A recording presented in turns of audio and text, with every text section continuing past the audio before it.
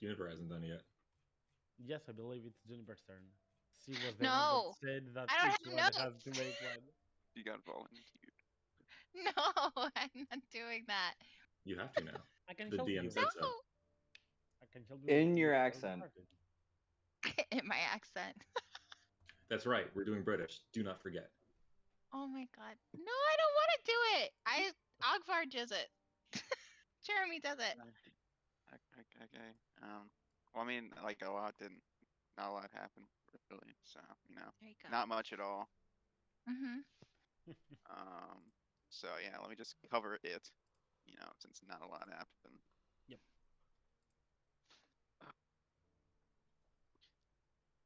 Okay, this game just. All right, so yep, we were at the ball, the gala, just hanging out, talking about bears and talking about Huron Lock and stuff. He was a big grumbly, shocker. Nina went and grabbed, the address for the new gig. You know, just checking out. Really quick look at an insane hell house with symbols that make you go crazy. Nothing. We go back to the tavern, and for about like an hour and a half, we talk at each other about what we should do. Uh, uh, and we finally decide to go to the Insano house instead of killing dimension hopping frogs. Uh, when we arrive at the hell house, we stand outside for about 15 minutes trying to decide how we want to get, and then Juniper made Nina into a gassy ass form to go through the door and open it. We walked in, saw the two throat slit brothers. We walked around a bit. Juniper went invisible and walked off. You know, just checking out stuff. She saw the symbol that made her go sort of insane. We checked out, bloodstained rooms and ritual circles for summoning lesser demons. Just the usual. You know, Ogvar got kind of worried because, Juniper left without saying anything into a house that, makes you go insane. So he just walked downstairs and saw two people cutting into themselves and summoning something. So he was like, hey, should probably interrupt that. Didn't really think about warning anyone else because, his friend was missing inside a house where, someone is being ritually summoned. So, we made quick work of those folks while they summoned a gross Varrock. Uh, you know, that's sort of where we are, besides everything that happened in RP. Mm-hmm. That is actually correct. Quick question in regards to RPing. I believe most of it was in the house after all these events happened. Uh, but if you want to say that it happened right after, I can give you some clues about what else you can find in the house and just pretend that you talked while on your way back or stuff like that. I'm totally fine with this. It's all right. I know you put a lot of effort in the RP and I really like it, so I want to be helpful when I can. I also saw some rolls and some stuff going on here. Ogvar has lost some more HP than he did lose in the combat. But it's I fine. was stabbed. I think we all kind of lost some HP in that. Yep. But yeah, it was fine after all. So after the fight has ended and you're searching a bit left and right for clues, but also worrying about what the hell is going on here. This is some serious stuff. Already Nina and Sarah were the ones that did find some clues from already. I believe Nina was Juniper also being invisible managed to get her hands on some clues earlier on, if I'm correct. Yes. Yes, I've added you access to a handout that Juniper found, I believe. But yeah, you will also see a map of the northern Tisseria, the Kingdom of Anerith mostly, and some things around, and some schematics, some lines drawn. Of course, the unholy symbol right here, which is not the same that drew Juniper mad, but definitely not a good one. It has been used, you understand, because you have some arcanists on your team. You do get that this symbol is a summoning circle that helped them summon this demon, who, right at the moment, is disappearing into a black ichor. Well, fuck.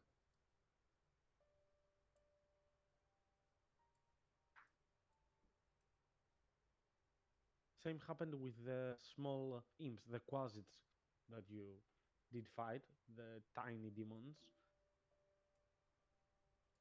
If anyone wishes, he can make me an arcana check in regards to that.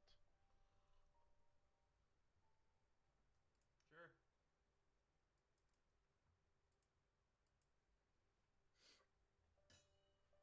All right, sir, even though you haven't seen it in the past in person, you've heard that demon ichor is what remains behind after a demon dies. It's essentially a reduction of demonic blood, viscera, and bodily fluids with a consistency and odor of bile, stuff like that. You understand that it's not very much safe to come in direct contact with it. Alright.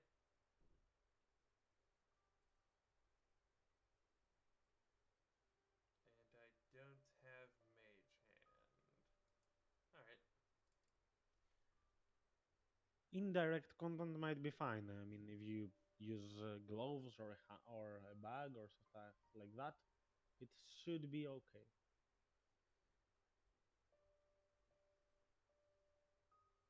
Alright.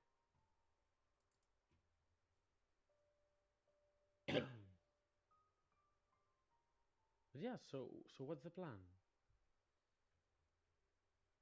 Uh, can I roll a couple of investigation checks for upstairs and downstairs? Since that was what I was doing during the RP. Hmm. The upstairs is actually not having much. It just used to be a cover as a home residence, so I will not ask you for an investigation there.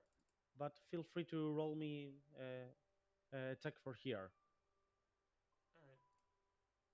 Oh god. That did go well. I'll assume you did spend a decent amount of time. I won't give you much, but You know, I'm gonna use this. Screw it. hmm, okay, that makes it more interesting. Alright. There we go. I got a Okay, that whopping 10 more. yep, that's so much better, actually. Yeah. So you understand that while the map is not turned much, there are some coordinates here and there. So and some rulers, which means they were counting some distances in miles.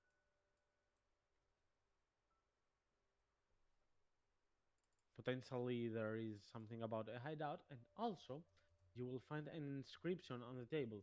It was something that, if you, I don't remember if you went early when the combat began down below, but it was something that a cultist of them said, and it repeats itself here. The dual-lived, dual-willed Prince of the Abyss, Master of the Mysterious and King of the Deviants, Demogorgon, you are my lord.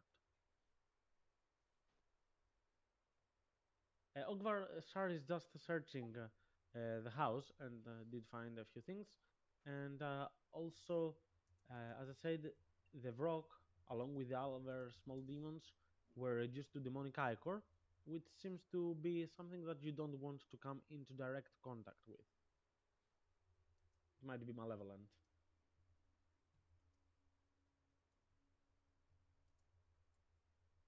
Yeah, so you're actually pretty much good to go. This place does not have anything else.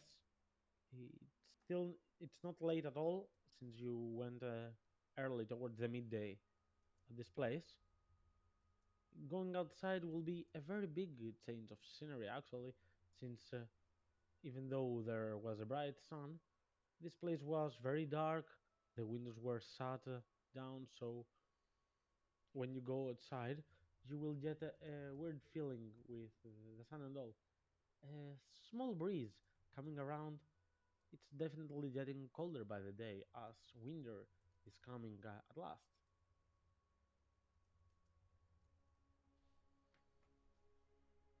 Mhm. Just one moment.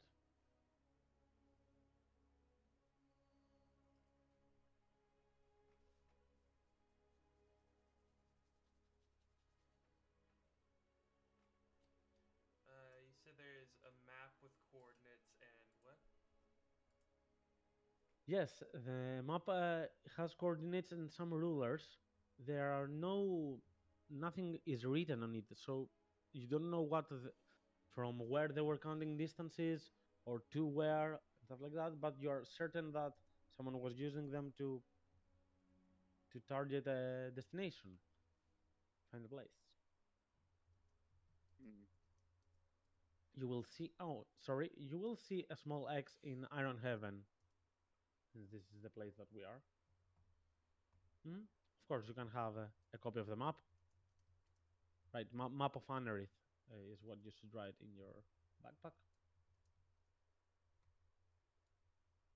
All right.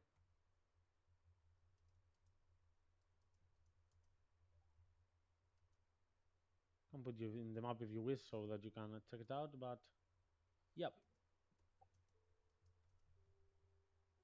So right now you are in Iron Heaven, just outside of this creepy house. Some bloodstains on you, nothing that big, but in general the atmosphere is heavy with a lot of people cleaning on Juniper and trying to find out what's going on with her. And Nina essentially also being a bit skeptical. She's feeling, you can see Nina feeling a bit of weird because she was the one she did not force it, but she was trying really hard to get into society's help. So she's feeling like that's on her a little bit. What time of day is it? It's afternoon. Okay. There is still the sun is pretty much high at the moment that we're dodging.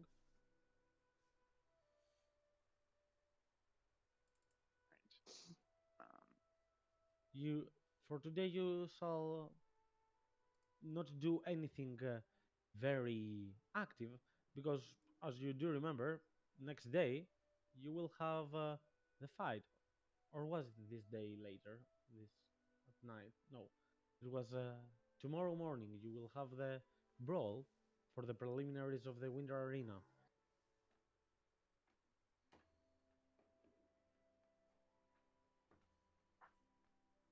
So, is anyone willing to do anything in the meantime for the day? Yeah, Akbar will look to Locke and say, Locke, can you well, I don't know. Juniper, do you wanna go to the library? I was gonna go and ask about all this. See if we can get any leads on how to fix or Me. well I to help. I don't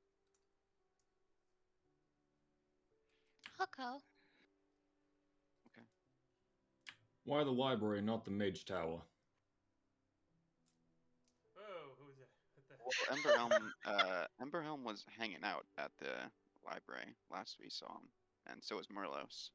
I was just gonna ask around there because that's where we got our book on your stuff.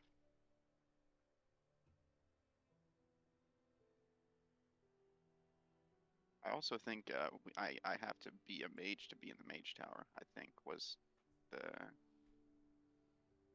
thing, which I'm not. Well, we were talking to them beforehand outside, but if they're going to be in the library, then we can try that.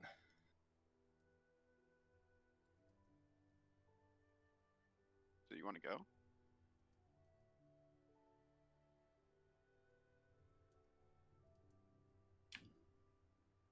Well, actually, there's some things I need to pick up first, but if you can take her there just to get that scene too, then should be all right. Absolutely. Loch, what the hell happened to your accent? It's called sticking in the bit, you fucking weaklings. Bit? What bit? You missed out on us Sorry, do you honoring wanna- Nina. HR, do you want to come too? I don't think you've met Emberhelm. He's a pretty interesting guy. 1 second, please. Okay, Nina, sorry, Sar, you do understand your Arcana roll is quite efficient for up to 6th level spells, so even though you don't know the specifics of the Greater Restoration spell, you understand that madness can be cured, depends on what kind of madness uh, we are dealing with. A madness that affects flaws like the ideas inside the person, indefinite madness that lasts for long, even though it's not as dangerous as the other kinds of madness, it is a lot harder to cure. You will need higher level magic than what you got at the moment. Do I know where I could purchase such higher level magics? Like maybe go to a temple or something, see about Hmm. having it cast for me. Actually, that's Neorial specific thing. There are some spells that are considered signature spells, and some spells are even banned. But Greater Restoration, for example, is a signature spell. It is a spell that people don't commonly know it. It's very rare for someone to know it. It's only for very specific NPCs and player characters, of course. So I really doubt you could be able to find anyone like that, but you could research about it. You could perhaps ask at a temple of the Yellow God or at the library that the others are willing to go research it. These are all good ideas. Or asking people that are quite powerful. Perhaps it might help. Alright. Are we still gonna ask the society? Still do need I do still need to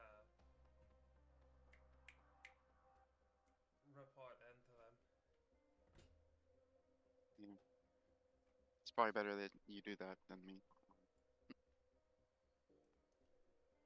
Perhaps. Nina will say, I could go. I don't have any issues with that.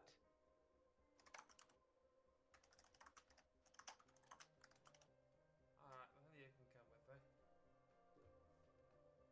And will nod. Bray, are you gonna come with us? I think I'll follow Luck if you don't mind. You know, just making sure everyone is okay. He looks at Luck. Do you mind? Nah, of course not. Always one for company. Mm. All right. So the party will split a little bit and we'll go one by one. So Juniper and Ogvar are going to the library, if I'm correct. Sar and Nina are going to report to the society. And Locke and Brennan, where are you going exactly? Brandon's just gonna follow Luck wherever they're going. Oh, there's not exactly plan. Well, I'm headed to the blacksmith that I did some business with. Okay, okay. And Brennan will just give you some company for that time being. So let's start with Ogvar and Juniper. Of course, feel free to take the benefit of a short rest if you wish. Don't even mind that there's not really an encounter today unless you force it, so it's gonna be a long eventually, but yeah. No. So you will go to the library. Of course, since it's afternoon, there will be a lot of people reading there. You will see Marlos. The Sage Nestan is not there at the time that we're talking. but perhaps you could find some interesting piece of information if that's what you seek. So, will you be searching? Will you be asking? What's your plan? To ask Marlos directly because he had that book, Mm-hmm. special Okay. information. Do I know where he is? I can't. I'm blind. You're blind? Oh no, I'm Jeremy is blind. Okay, here. Yeah, I'll just walk over there. Come on, Juniper.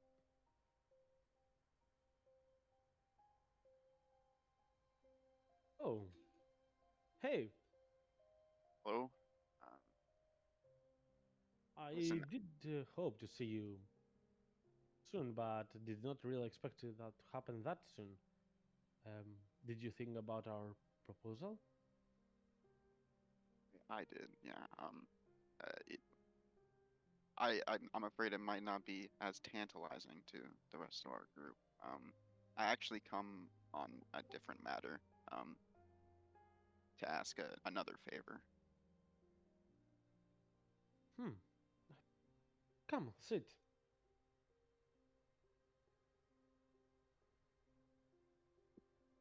Is it something important? Should I be worried?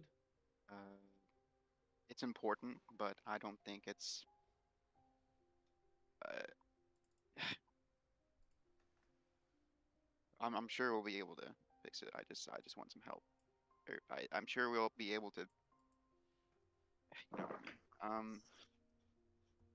You know Juniper. You talk to her a lot. So far. Of Sure. everyone in our group. Mhm. Um, I don't know any of you in person a lot, but I do appreciate what you've been doing the last few weeks. well, So, we sort of ran into some jobs, and they took us to unsavory places, and uh, Juniper has seen a symbol that had something um, take presence in her mind. symbol, you say?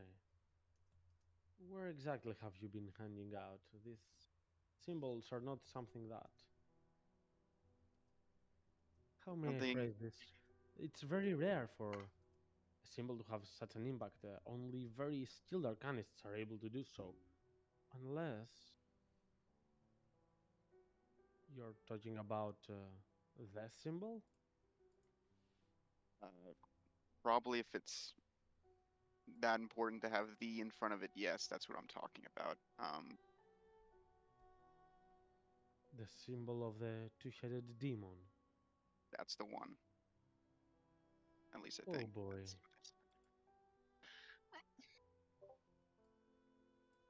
Are you okay, Juniper? Yeah, I'm fine. Um, What do you feel? Can you explain it to me? I'm not a doctor, but uh, I would be glad if I would be able to help in any way. um, I don't know how to explain it. Just a lot of anxiety and like there's something else in me. Hmm, does make sense. I mean, this this entity, the Demogorgon, is an ever-fighting battle between two entities. Its right head and its left head are always in chaos, and that's what it wants for the world, or at least so the books say. It makes sense for someone seeing its symbol to be affected by such a kind of madness. Did anyone else see it? Our friend Shar, I don't think you've met her, but she doesn't seem to have been affected quite as much. Hmm, that's very much fortunate. All right, this is not my field of expertise, but I do know a couple things about symbols and demons, and I can't say with certainty that this is not something that you can cure in one day. However, there is a rather interesting person in this town that does know a lot more about symbols and their strengths and their weaknesses, how to get rid of them or how to get more of them.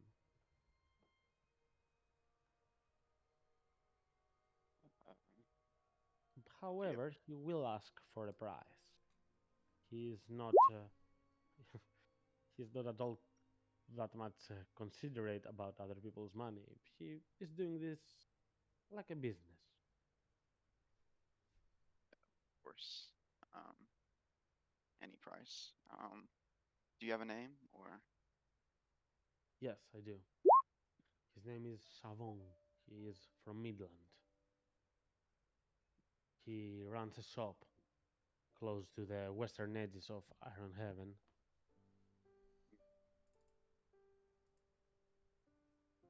It's an ink shop. An ink shop? Yes. He's Scrivener? I believe he is currently there. I mean, the winter season hasn't started, so he should be in his shop for at least a couple of hours more. Guess we should start there. Yes. Thank you for um, everything you've done so far. Um, and give my greetings to Emberhelm. I will do that. But please Mhm. talk with your party members and discuss the proposal that I gave you. I understand that you're at the moment under a certain threat, but there are other threats more imminent and more chaotic right now coming at us. I don't want to force you on a yes. I just want to know for certain if we can rely on you or if we should act on ourselves. Understand. It's we just have a lot on our plate all of a sudden. I understand that. I'll do my best. I'll ask him. Always nice talking with you, Ogvar. Never expected a guy like you being such an intellectual. Uh, Oof. I know it sounds so wrong. What is that supposed to mean? I mean, a guy with such a big hammer. well, He you didn't know, think it. you come a long way from the sketchy little mage running around. So Good luck with Juniper Uh, and tell me if you make any progress. I'm actually interested in hearing this out. up, Juniper. I was just gonna ask where he was. He's in the ink shop on the western side of Ironhaven. Best we go That's now correct. then, yeah? Yes, post haste.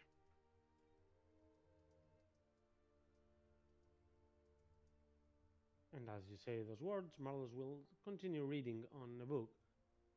You see him mostly getting some stuff about abjuration, which is the school of magic here, and just studying his wizardry, focusing on that aspect. While in the meantime, we have Locke and Brennan going towards a blacksmith. What is the plan exactly with this?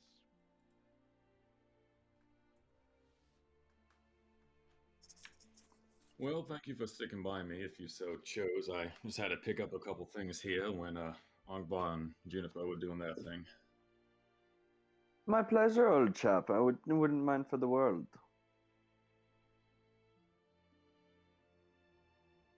So hate I you don't all. quite know how to broach the subject. Is Lupa ready for tomorrow? He looks down at his wolf strutting by his side. And he says, I think she'll be ready. What do you say, Lupa? And Lupa kind of looks back at both of them, just kind of barks. I'm trying so hard to hold this this accent, I can't hold it.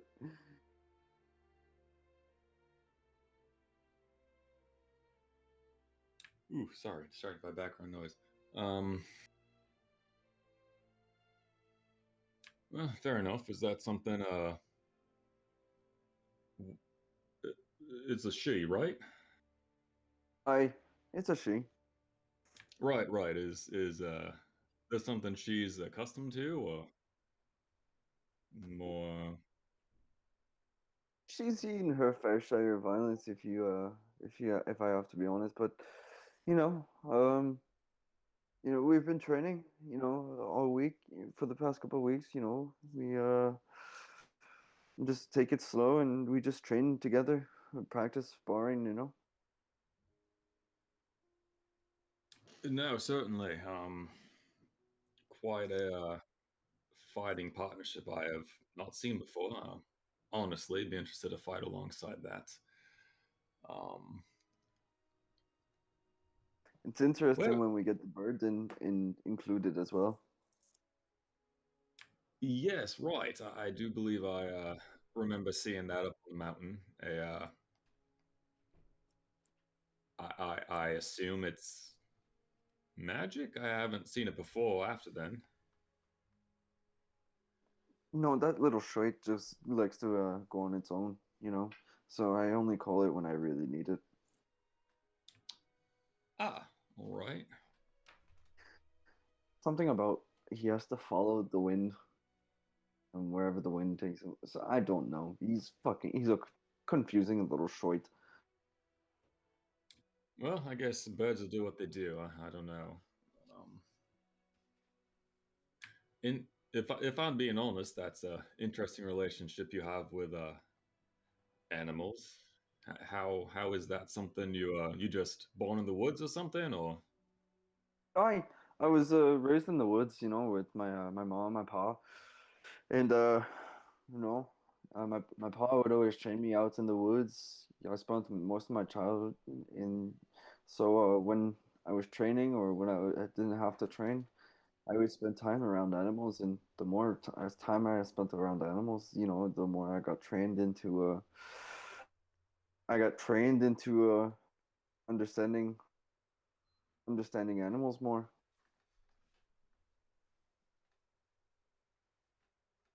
Right. And is that all it is? There's no magic in there anyway. It seems like you and Lupa quite have a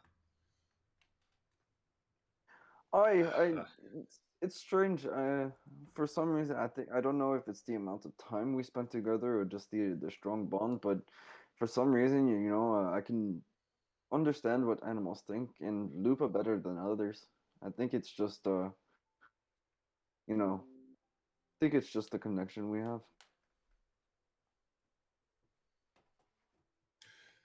well, if I'm being honest, as she's a lot less annoying than the common asshole, so I'm glad for the presence, if anything.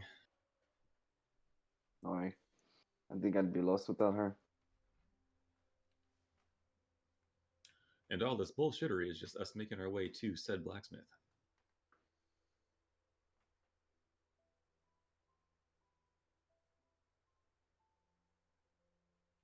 Hey, so I don't remember. I need to ask a small question. You have ordered some Igneon Knuckles. I believe I gave them to you, right? The Uh, I never went to pick him up, but I'll walk Okay, with it. okay. That's why I have it in the pending notes. That's why Ah, I had to ask. Okay, so that's why we're here. So you will enter this place, the smithery, and you will see the same two guys, the father and the son that were the ones that you were introduced to last week and placed the order. And you will see the man. He will recognize you from this. Oh, wait a moment. We just have it. And you will, son, bring the knuckles. As you will see them placed in, you will see the son bringing them with a lot of care, like they really appreciate the thing that they managed to create, since it is kind of a work of art for them. Ignium is a rare material to find, and these blacksmiths don't have the opportunity to work with something like this all the time. Still, it seems to have been hard, but you will see some bracers that on the edges of them, four for each hand, have some ignium kind of not spikes but edges that seem to be written with fire.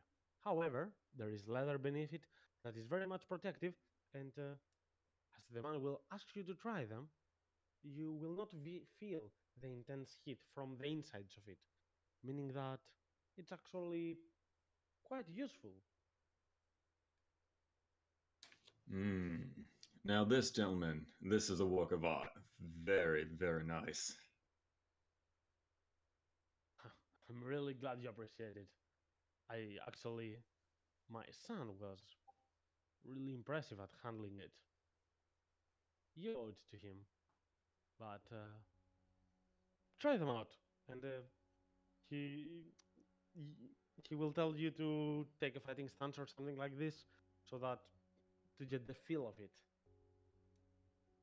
No, certainly. I'll just get in kind of a loose boxer stance, and just kind of do a couple swings, get the feel of the weight on the top of the hands if I have to compensate that for anything.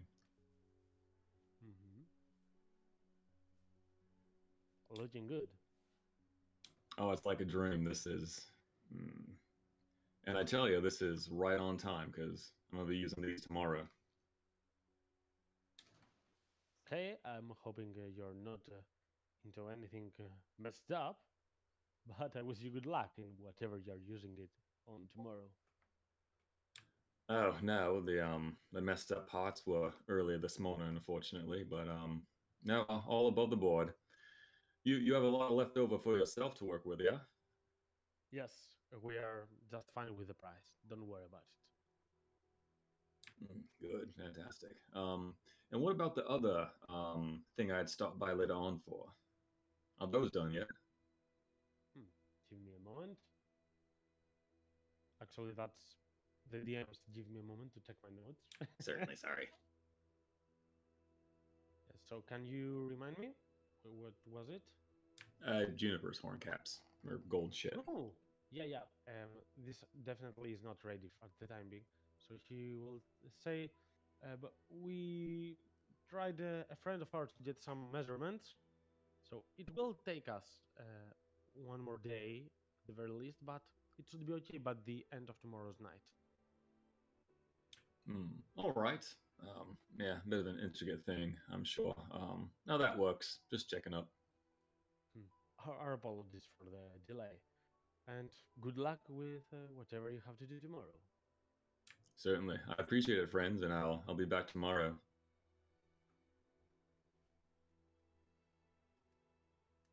And just like that. All right, friend. Is there while the rest are at the library and whatever the other two are doing, is there anything you needed to prepare for or get?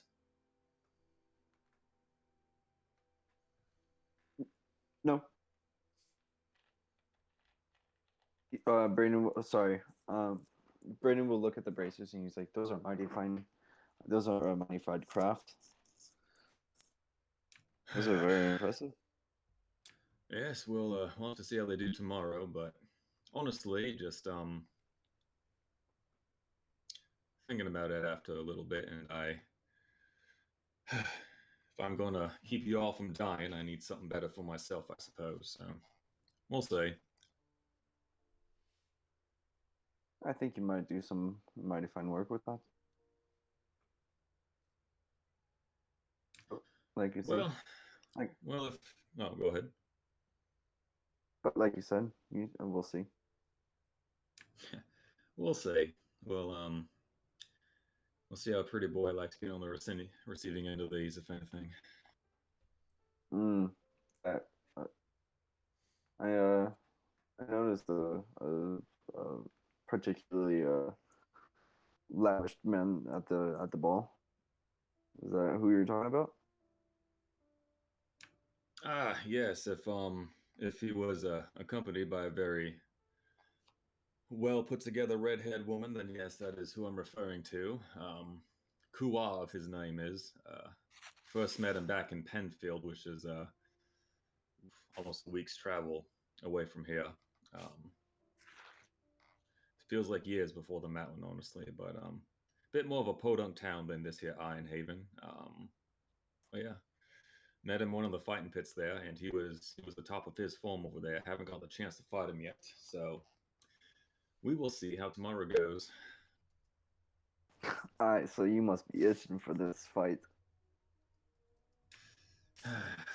Well, I'll be honest, if my thoughts weren't distracted as of late, but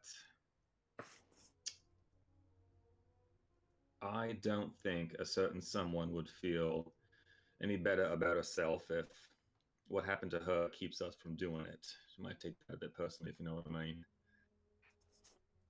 No, right, right. I have faith in the others will help her out, you know? No, certainly. In this big fucking shiny town of Ironhaven, I'm sure they gotta have something who can help us with what we need, so.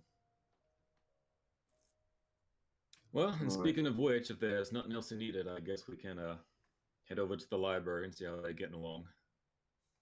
Alright. Yeah, let's get going. Right. And while you were doing this, we have Sar and Nina going towards some of the society's members. Namely, I suppose you're going after Romandus and Nicilia, right? Yes, we're going back to back to the house we went to the previous night. Mm-hmm. Okay. And on your way towards there, of course, Nina is a very talkative character. I won't roleplay her that much because I'm not sure if I would portray her right, and I don't want her to miss on a lot of stuff. But I'm pretty sure she would do a lot of chit chat with Sar on your way here and be impressed by a lot of your merchant ideas. And however, you will definitely feel that she is feeling a bit guilty about what happened earlier this morning and about Juniper and you to an extent, though you haven't shown any effects that much. So you will get close to the mansion where Nicelia and Romandus reside. You will see some guards outside. Typically, it's a very pricey mansion. They are some of the wealthiest people in this town. So one guard at the entrance point will turn to you and ask you, I remember you from the ball. Is there any certain occasion for your visiting? Oh, we got we were doing a job for for the Lord and Lady. They just came back to do a report. Hmm. I'm afraid Nicilia is missing on a certain job right now, but Romandus will be much glad to accommodate you. Give me one moment to inform him for your arrival. And while a couple of guards will stay closer to make sure that you wait, one of them will enter and ask Romandus, we will come uh, downwards and will invite you in, though you will see him being kind of, I won't say in a hurry, because he doesn't seem like he wants to leave immediately, but he won't let you get very much in the house. Let me put you on the map so that you all understand that.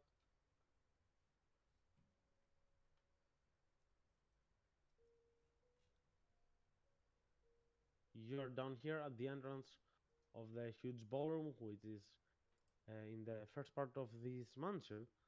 But Roman will say, I'm sorry, but even though I did want you to come, I didn't expect you to come that soon, so I wasn't prepared for visitors.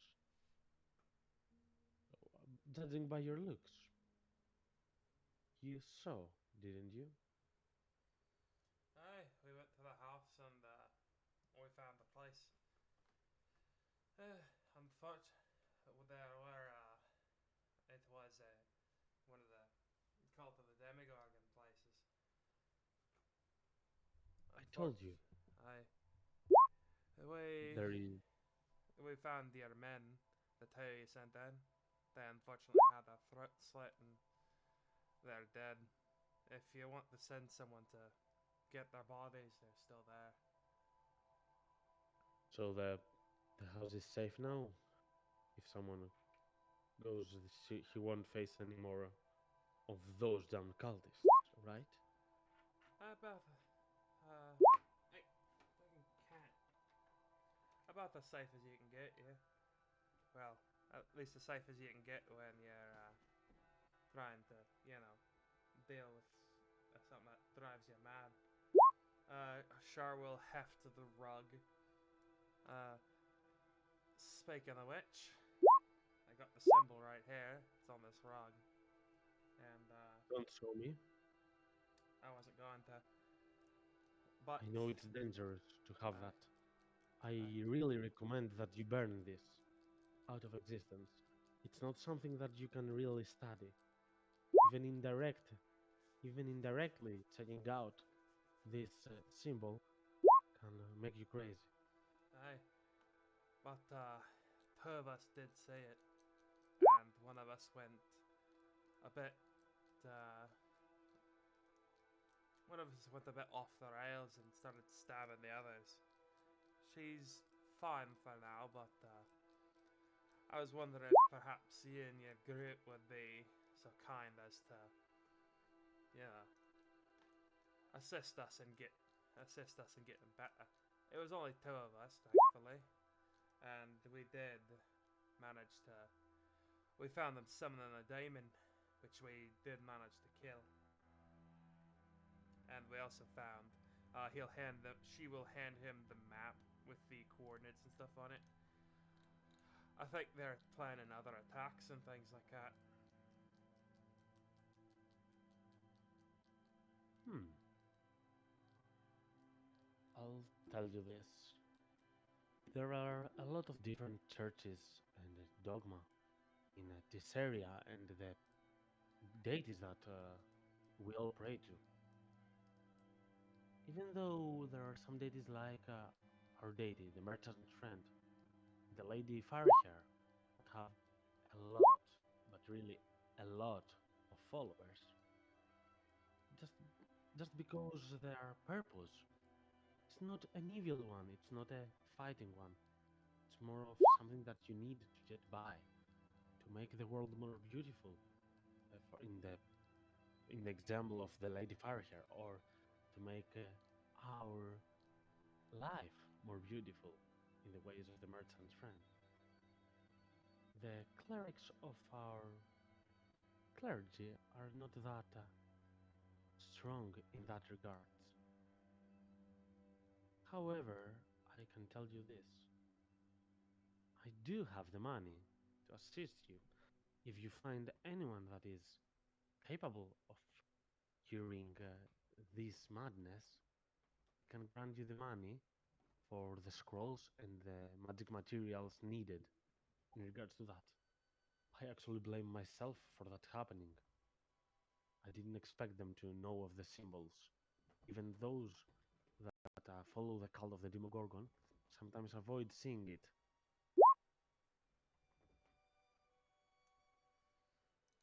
Alrighty then. Yeah, sure will. Sure hands him yeah, sure handed him the map. She'll let's see. She'll also tell him,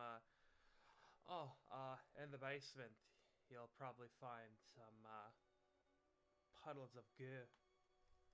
You're gonna want to, if you send anyone down there to investigate, you're gonna want to avoid those piles of goo. Note taken. I do understand that this is not something from our world, and things are weird, and it's dangerous to mess with them. I really appreciated your cooperation. Now that you've seen what's really going on, believe that your friends will understand that our motives are good, and we really want to help this place get rid of such chaotic beings. And he will take his hand closer to his pockets, and he will take a pouch, and he will give it hand to hand. He will not toss it towards you, sir. Say, I don't want to tempt you. Don't take this as a bribe or something. It is your reward for helping us.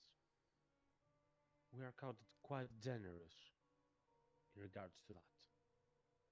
And you feel the generosity in the weight of your hands. You can feel it. There is quite a decent amount of money. Once you open it outside, you can count it, but yeah.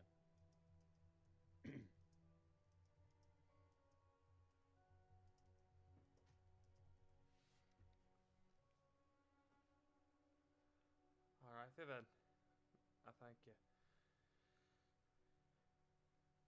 We're gonna have Come to back. recover from this little mission, but we're, we're going to the tournament tomorrow, and hopefully things turn out a bit better. Hmm. The preliminaries, if I am correct. Interesting. I wish you luck. Are you participating as well? Me I personally, am. Nina will say. fucking fucking cat, stop walking on my damn keyboard. Oh, that's the NVB. I see. I see. Oh, wait, did she sense it? God damn it. A secret message from the cat. Alright, let's head out of the room, cat. Come on, let's go. Come on. Romanus will say, feel free to come back to me at any time.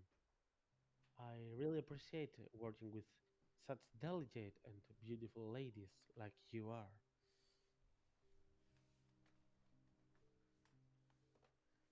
Char, like, just gives a small smile and says, thank you for that.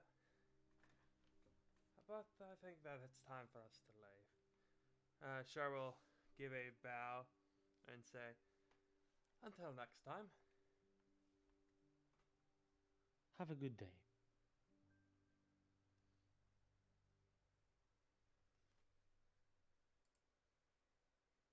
And as you are leaving, and most of you have some things to do here and there, perhaps going back to the tavern, but of course some of you are going towards the ink shop, Chavon's ink shop, as you do know the name of it.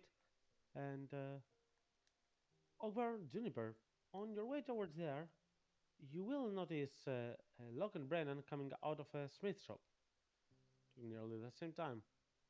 Sir, if you wish to hop in, feel free to as well, Mm. but it's up to you entirely. I don't know if Char would know where they're going. So. Okay.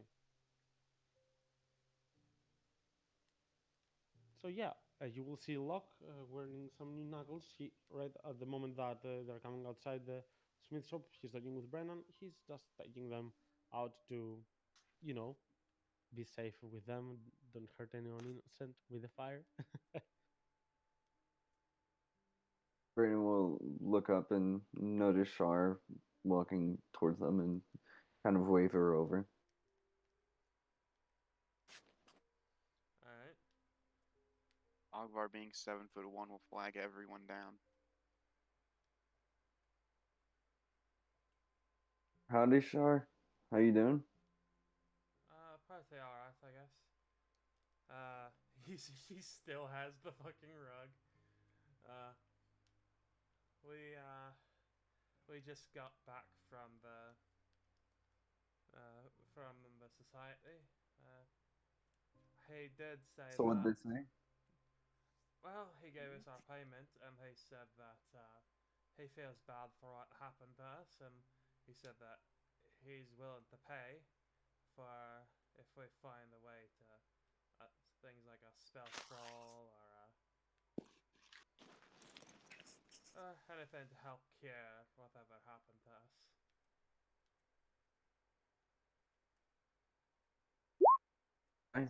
Sounds like good news. Mm.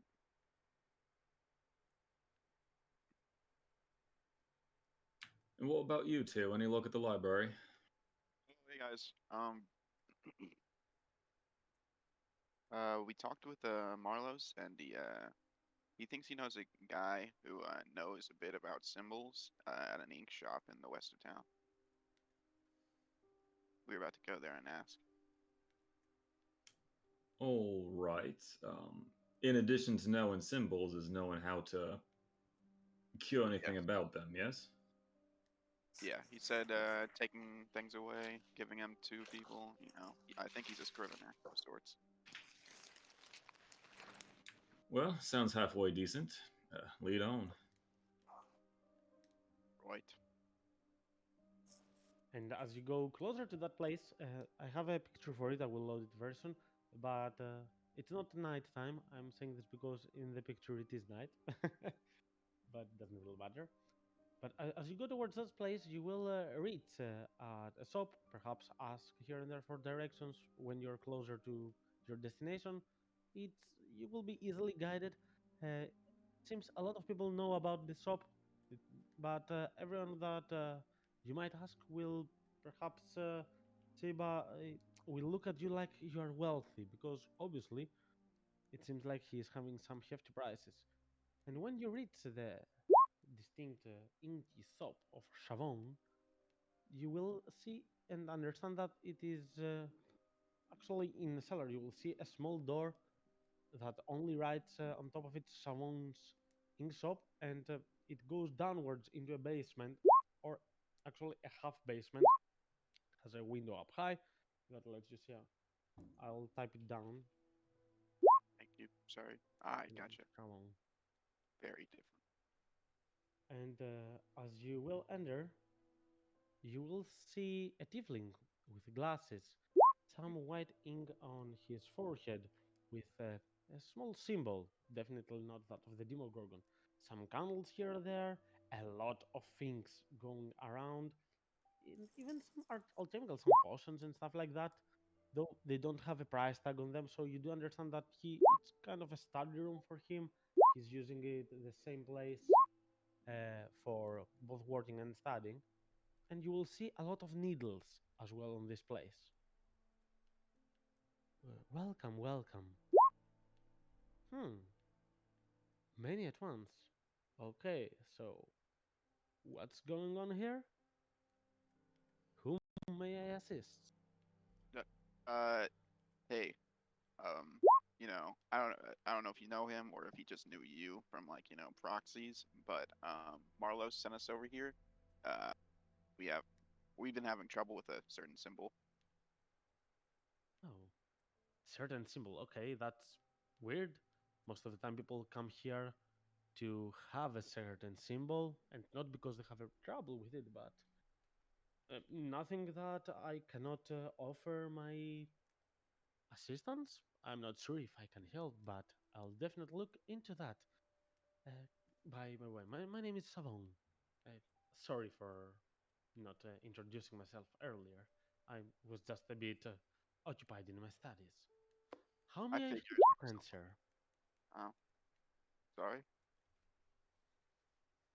How may I help you, kind sir? Oh, my friend here, Juniper and Shar over there, uh, they they saw the symbol. I don't know if that actually means anything to you, or if I should elaborate. This symbol. Okay, I have an idea about what you might be talking about. Because I don't want to say anything that doesn't apply to this situation and just start a troublesome discussion, Talking about the maybe we symbol of can. the Demogorgon. Okay, that's what I've been looking for. Okay, I did not want to hear exactly this, but the way that you phrased it, that's what I was looking for, actually. Yeah. Okay, the symbol of the Demogorgon. Ooh, what the hell were you doing? And he will start laughing a little bit, but it's not a laugh like he's really laughing. He's not really happy to hear something like this. It's a dramatic laugh. You know, we were just poking our noses where we shouldn't have been. All right. I'm gonna pretend that I am a good business owner and a professional, and I won't ask for details. Whew, symbol of the Demogorgon. All right, I haven't seen that, and I don't want to say it, but I have actually known someone who did in the past. Ah, old days of Madran. Anyways, so it was you and you, right? Looking at Juniper and Star. Come closer. Let me see. And as you come closer, she will just she will not say anything. She will not even bend towards you. She will just stare into your eyes, both at Juniper and Sar. And then, looking at Juniper, she will take one moment thinking, and she will snap his finger. Glacia, right? I don't know. You don't know? Okay. That is not the most frequent thing that I would expect. I'm a tiefling myself, as you can see, obviously. But okay, you're more reddish, I'm more purplish. These things do have some things that change. You know, in the hells, in the beasts, these places, even though very malevolent, they have a lot of magic influence. And well, the color is just a side effect, but judging by the color, you can understand what kind of tiefling you're looking at, what magical abilities it might possess. It's actually Oh, amazing. oh, so I am a tiefling. Luck, did you hear that? And Siobhan will look very confused at this realization from Jennifer. It's a learning thing. Don't worry about it. Oh, I see. The symbol has affected her in that way. No. He just doesn't care about those things. Okay. Hmm. Let me take a small look. And you understand that the room is very messy. He's not very good at organizing his stuff. He will lift some scrolls, check into some small chests, some other packages that are right there. And after reading a few things, he will turn to you and say, okay, hmm, I've heard in the past. I have done it actually once, but it has been a lot of years since that.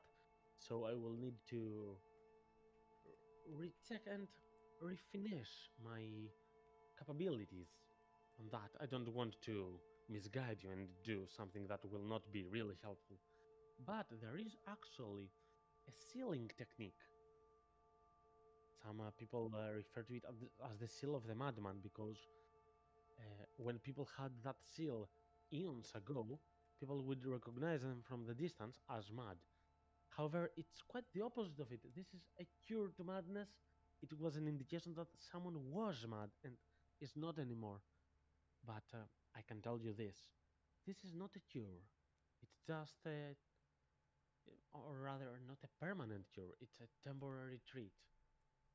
I can use my capabilities, my magical links, to inscribe a seal into your body that, as long as you have it, you will be protected by it. But the moment that you get rid of it, the effects that are suppressed will return to haunt you again. Still, I believe even though a temporary solution is better than no solution. Don't you agree? I do. Aye, that'd be rather good. All right, take a seat. This will take some time. Do you have anything else to do today? Oh, Hold on. How much is this gonna cost? Before we do this, just so we know what we're putting down. The Hmm. the the society has told me that they're willing to pay for it. That's The society. Okay, you. And he will mumble a little bit like he doesn't know what to say. I've I'm- heard about them, but I've forgotten what the regular NPC's name is. Savan. Romantus. Which one? No, the Oh, Romantis. Oh, Romantis. Romantis. Yeah, that's it. Romantis Romantis. has offered to pay for it. Oh, you have some wealthy friends, and I was willing to make you a discount, but since he is paying, I will not even care about it. Huh. A businessman after my own heart. Interesting, interesting. All right, relax about it. Still, uh, guys and girls, of course, please do not misunderstand me. I will be talking a lot because this job takes a lot of hours to happen, and you know, a man has to pass his time, doesn't he? yeah. Okay. Uh, as for the rest of you, feel free to browse by my goods, or you can leave, or you can just stay and keep company with your friends. I don't mind you, just don't be in the way. What exactly do you sell here? Actually, most of the things that you will see here are not to be sold, to be fair. Oh. Okay, so, and he will point at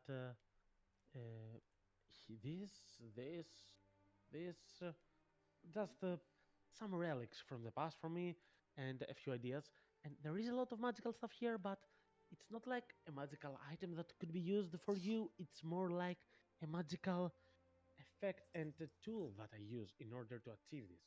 You know, as you did notice earlier when your friends got in trouble, there is power in a symbol. And even if a symbol is seen and corrupts you, or on the contrary, if a symbol is inscribed on you and protects you, all of this takes a fine amount of crafting to achieve. And that's what I'm selling, my craftsmanship, my abilities. Oh, Can you make magic items? Magical tattoos, to be specific. Ah, alright then. so this is like Consider a. myself the finest in Iron Haven, nay, all of Anerith. All right, that's high praise. Um, do you sell ink pens? Well, I do that as well, but this is actually my low budget profession, doesn't really earn me a lot. But of course, feel free to browse by the inks. These are not magic. The way that you use them can make them magic. That's how it works, or at least that that was the teachings of my mentor. All right. So if you're putting some seal tattoos on these two, what other things can your fucking magic tattoos do? I was just thinking the same thing. There are a lot of potentials.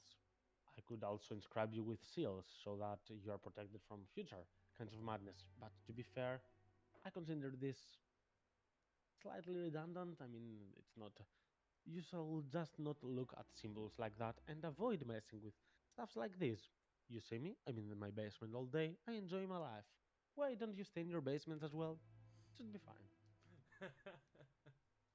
On the That's the fucking question, ain't it? Au contraire, you should be. There are a lot of things you can do with tattoos. For example, I can aid your defensive powers. I have seen a lot of men that struggle in their heavy armors that drag them back all day.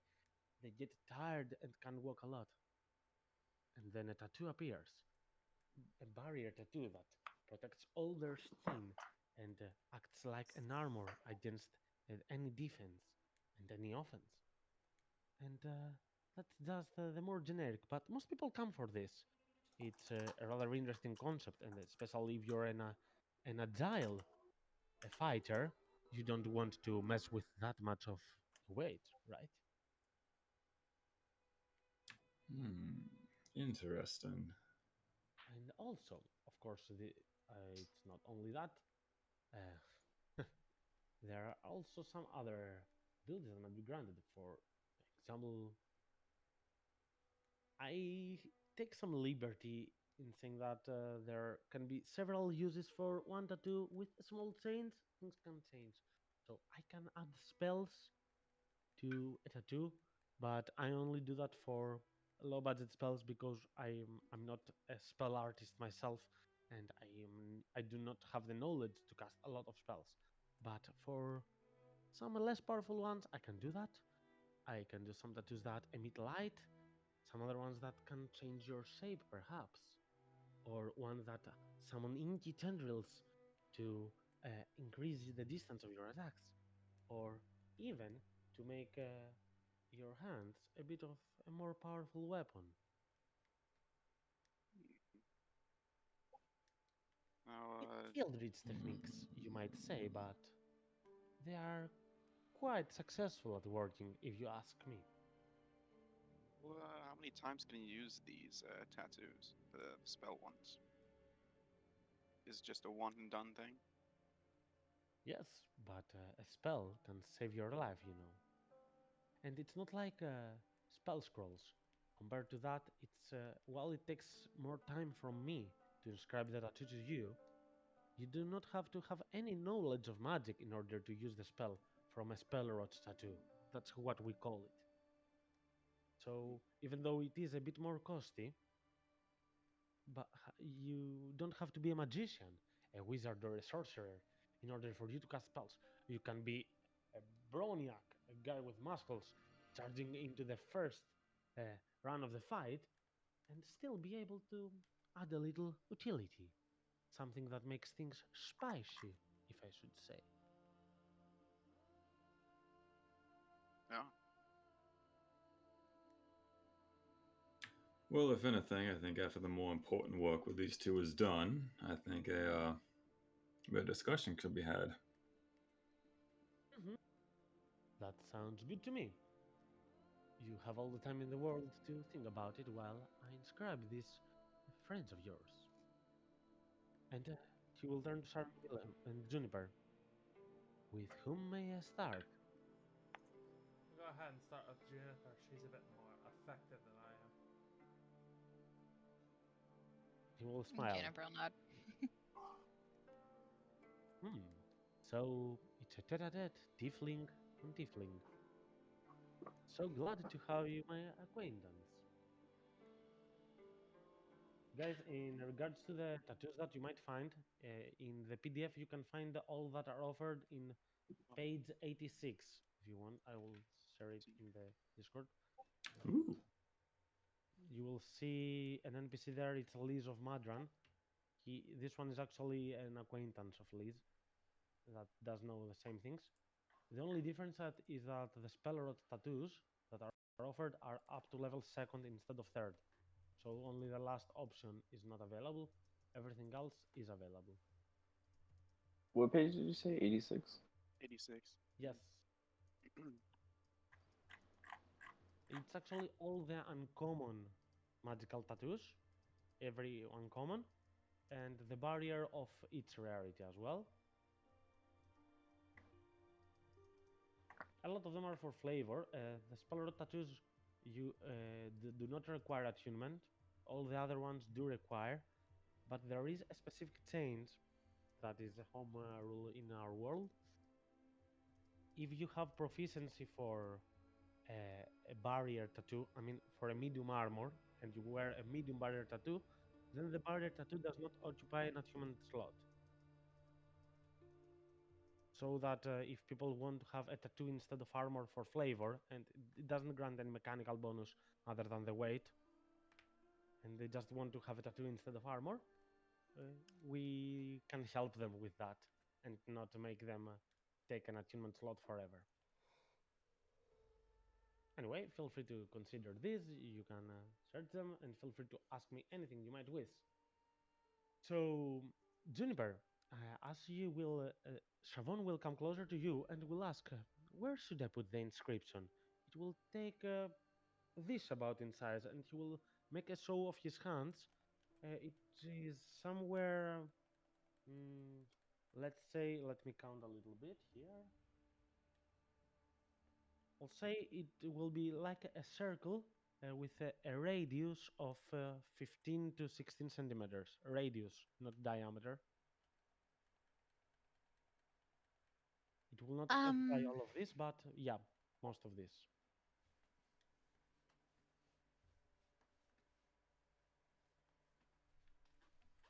Okay, I can say this to be a bit helpful, since the madness affects your mind.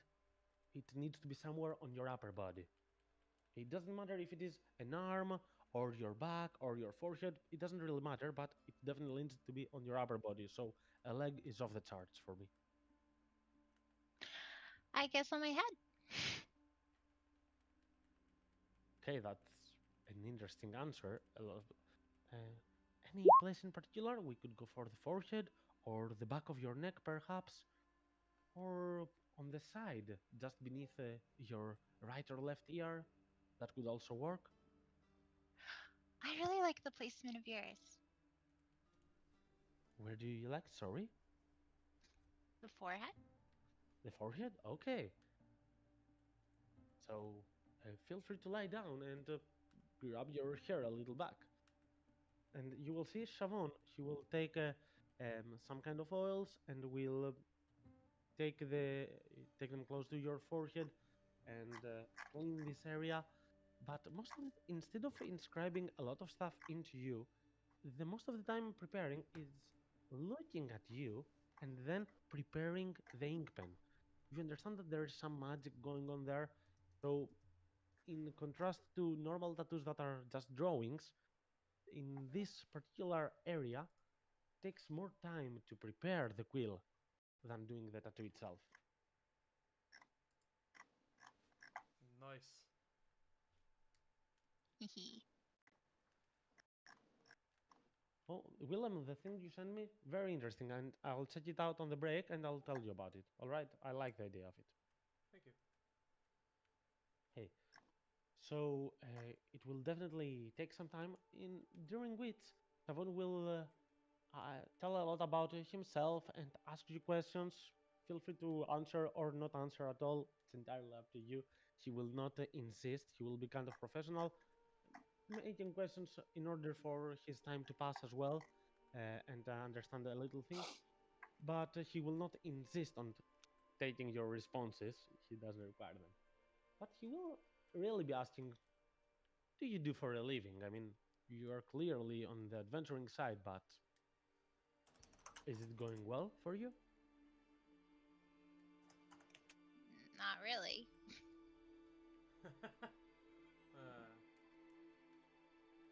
We sell pocket watches. So, if it's not going really, then why are you continuing?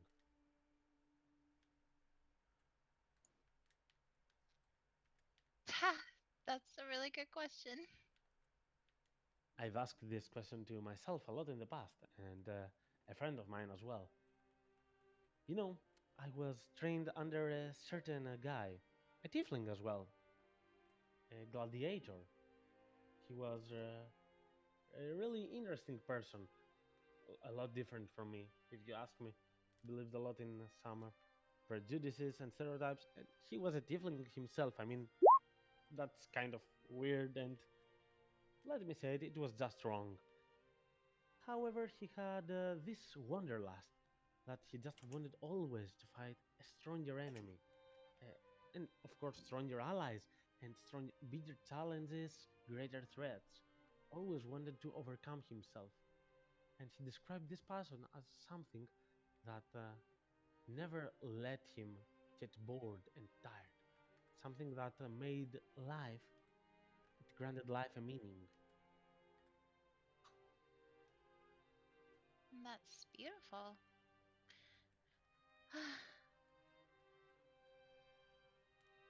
So aren't you feeling any of this? It's helping focus, honestly. It's a little painful. It's alright. Life is very interesting, but it also doesn't last very long. You need to be careful how you spend it, because spending and wasting are two very different things, but sometimes it, they look like each other. It's not the same, and nobody wants to end up his life in the wall of the faithless, just regretting what he did while spending every minute he's living. And at that point, he will grab the quill, think it's ready, and he will come close to your forehead. The most part is already over, but it will hurt just a little bit now, alright? Oh, okay.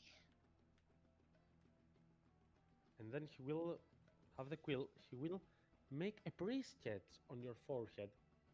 But even though Juniper, you don't really see it because he's writing on top of your forehead and you can't see your forehead. The others do see that as he is painting some plain lines, it seems like the tattoo is drawing itself into a symmetrical shape.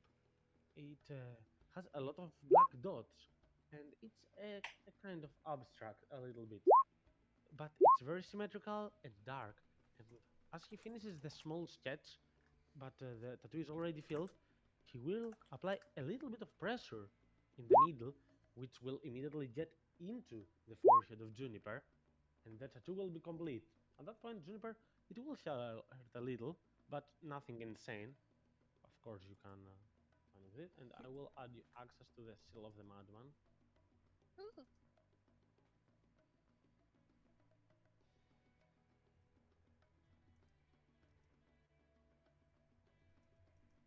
The picture actually comes from one of Rorschach tests.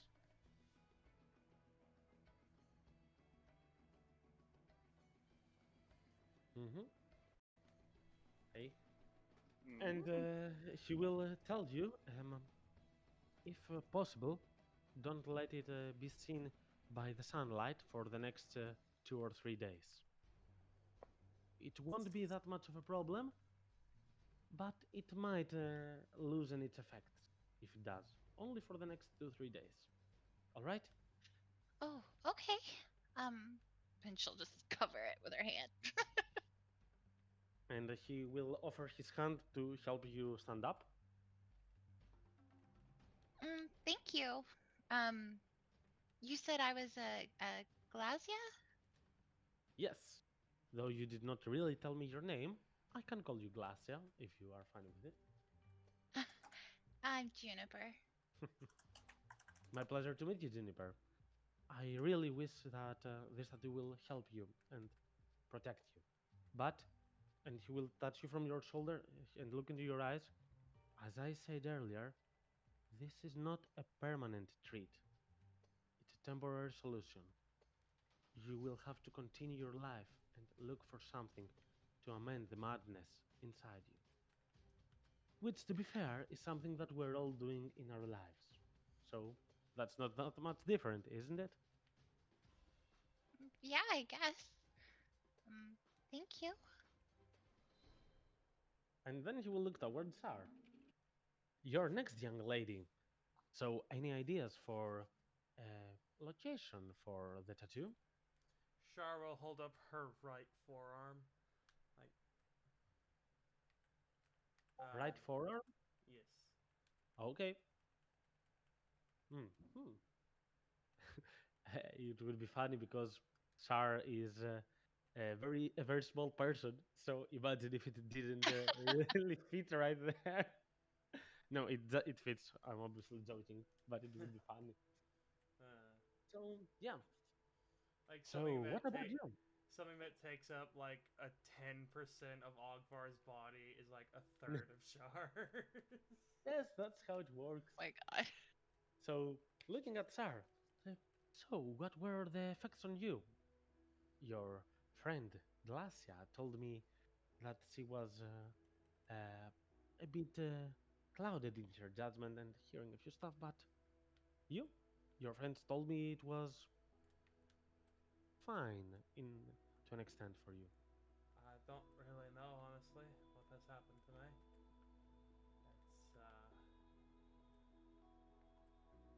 You Hmm. guys watch, like, Shara just kind of pops her neck. However, this it hasn't really shown itself yet, so I'm wondering if perhaps it's more nefarious. Oh, so you want to protect yourself from future occurrences, I suppose.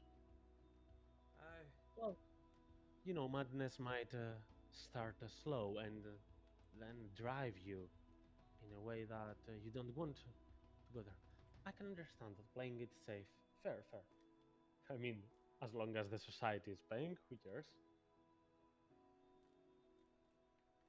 And she will drink a little bit of water, and I'll say, all right, since I did some fair preparations for your friend, and the seal is going to be actually exactly the same, it will take a bit less for you, but give me some time.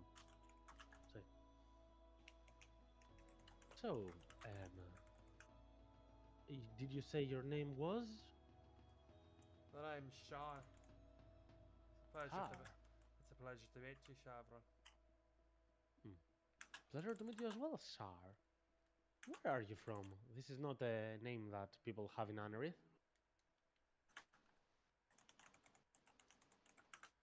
Uh, from I'm from the east.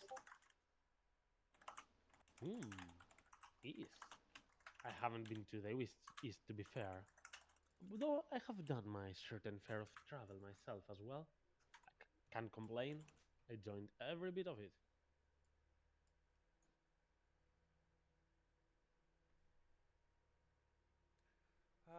Hi. I'm from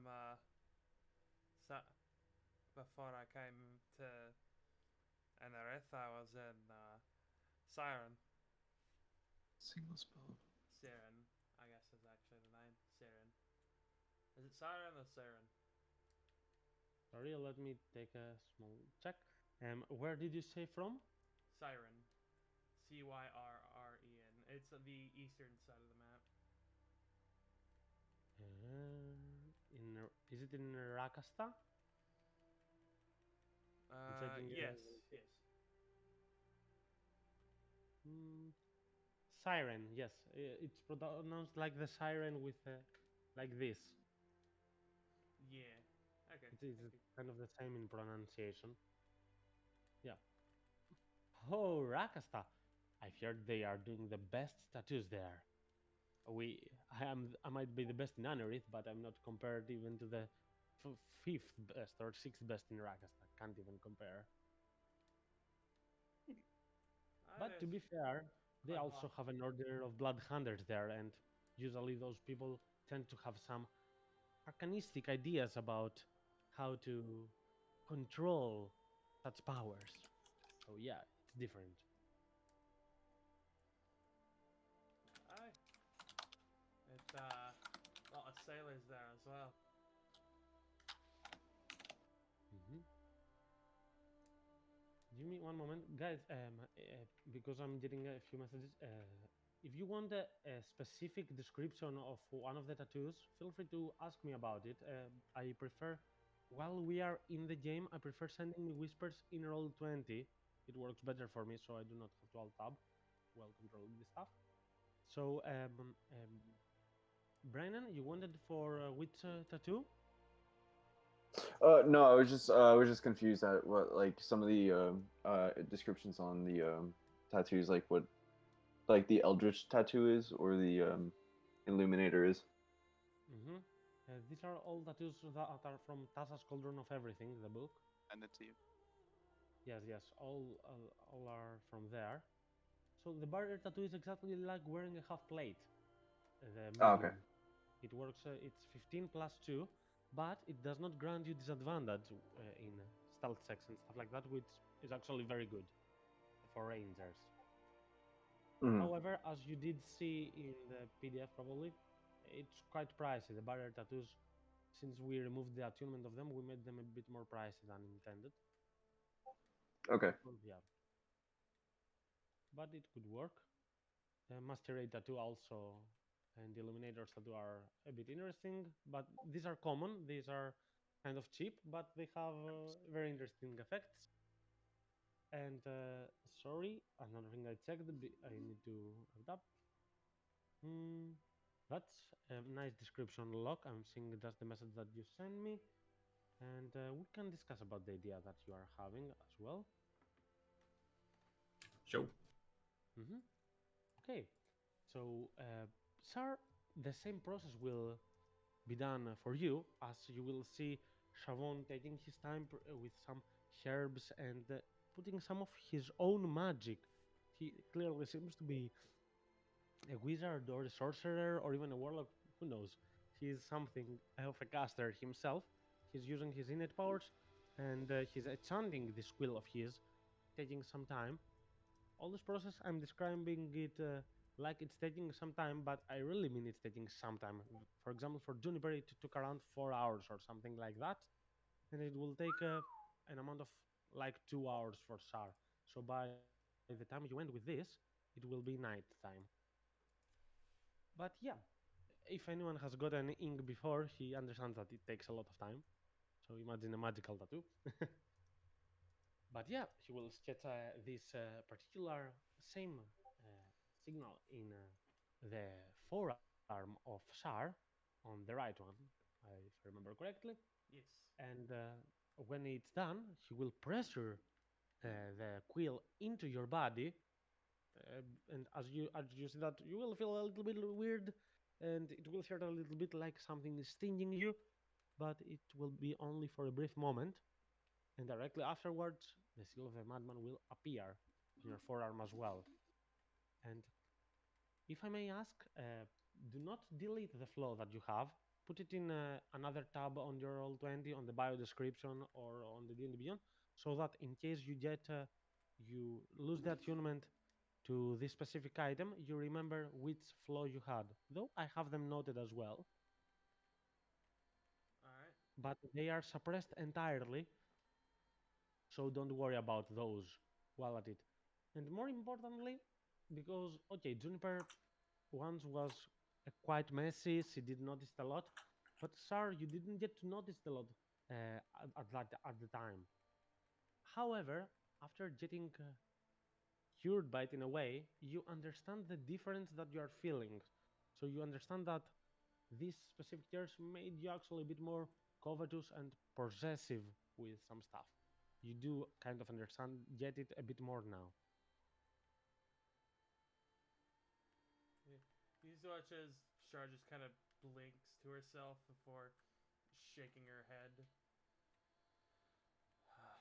Thank you for that.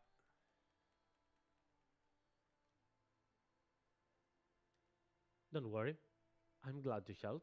Romandus seems to be also glad to help.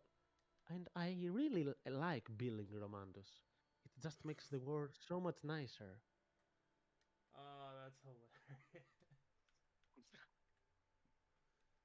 Don't worry, it will not make anything between you and him more difficult. I have done similar things in the past for him. Well, not a seal tattoo. We didn't have to mess with Demogorgon. God help us. But yeah, I have done some tattooing work for some of his allies. So he, even though he understands my prices, there should be everything all right. Is there any name of your group that you go by so that I tell you that it's you, or should I just give your names? Just give our names, Shar and Nina. Hmm. Sarah and Nina. Oh, Nina Or is Shar and you. Juniper, rather. Sorry. Hmm. I don't know why I said Nina. You were the ones that went to Romando, so yeah. Yes. But yes, okay. So Sarah and Juniper then it is. Right, glad to be of help. So, in regards to the rest, I'm not gonna be able to do this today because, you know, I have a life, or so I'm saying to myself, but I have to sleep. That's actually true. But if you could give me a small blink of what you intend to do and how I can help you, so I can give you some price tags perhaps, and be prepared for the next day. That might be interesting. Yeah, actually, I was wondering, you know, I'm sort of strapped on cash because I've been buying a bit for the group. But how much would this go for with store credit? And he'll pull out the red corundum, the elemental Huh. gem. Interesting stuff you got here. Oh, let me check this. Whoa, what is it? And he will roll an Arcana check himself. And it's a very good Arcana check. It's not no identify spell, but he will take them process the gem. Okay. Judging by your looks, you're not trying to trap me. You do understand that this is a magical gem, and I do understand this as well. It seems to have summoning abilities, and judging by its red, it summons from the elemental chaos. And well, it's red. What would it be? Fire, of course. Very interesting. I'm also interested in information. Where did you find this? A good friend gave it to us, just a little present. Impressive friends you've got there. Okay, so did you ask if I might be interested in this, or if anyone would be interested in this? Well, I was specifically asking how much we could get like with store credit for this because we're not like overflowing with cash really. Okay, as you are not overflowing with cash, I as well am not overflowing with cash. So, as you said, store credit sounds like a good idea. So, hmm, give me a moment. Shar just looks at Ogvar like, uh, Yeah. What does she look like? just take that back. I'll pay for your tattoo. It's up to you, and he will return the gem, but I could easily see it going up to 1,000 gold pieces. Yes, I think that would be fair for it. Damn. I keep forgetting that it's not a common item anymore. Elemental gem. Yeah. Yeah. Well, actually, it's very nice. It's only one use. That's why it's uncommon. Yeah. There is the bowl of elementals that can summon once per day, and that is a rare item. And actually, it's one of the most powerful rare items. But yeah, Shavon will offer a price of up to 1,000 gold pieces, not in cash, but in services on his shop, if you wish to give the elemental gem to him. Oh, I didn't realize that we were so fluid right now. I'll definitely consider it. You have quite the collection here. Oh, well, I do like to have my stuff around. Hmm. So, what are you interested in? You didn't tell me. Well, out of character, I'm interested in the masquerade tattoo. Mm-hmm. So Okay, that is a kind of common one. It costs only 400 gold pieces. She would say exactly this. Okay, the masquerade is to be fair, it's the one that most people ask for. It's a really interesting one because the ability to change your disguise it is not considered a very hard ability to master, but only a very small amount of people do have it. Some tieflings, for example, not Glacia, but you know, some other ones do have that ability. I'm saying this because Disguise Self is also a particular signature spell in Oriel. Not many NPCs have it. yeah, well, sounds good. I mean, I'm not, like look at me. I'm kind of noticeable. So like just having something that could, Mm-hmm. you know, Okay. help. So that will not take a lot of time. You can come by any time tomorrow. I always have at least one of them prepared. Mm. All right. Well, anyone else? Brennan, Anyone else? Alex? Yes. Brian, I see you whispering, so feel free to go in character about it. Brandon will look at Siobhan and say, what about a tattoo that helps you you were saying it has shadows that surround you, and I'm interested in that tattoo. Hmm, interesting.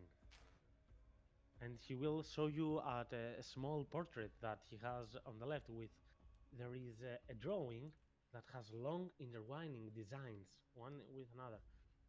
I call this the calling rasp tattoo. To be fair, I didn't name it. That's the conventional name that our mentor gave to me and Liz.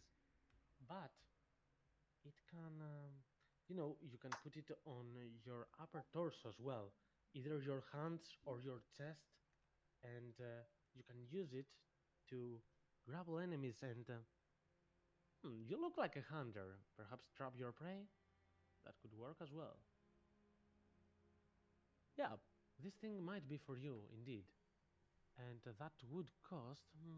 Let me estimate. Let me check. It's been quite a long time since I last did this specific tattoo, but it should not take more than, yeah, it will be 1,000 gold pieces. I can get paid in platinum as well if you wish. I'm fine with it. I I can know give you half right now, but I would need time to get the other half. I'm not leaving this place anytime. Ogvar twiddles the I'm gem. pretty much certain that I will die in this basement. Oh, that's so harsh and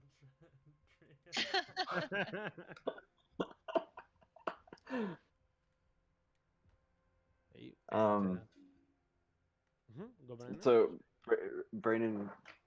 Brandon pulls out a topaz gem and says, "If you're willing, I can give this to you now, and then I can get the other half before whenever."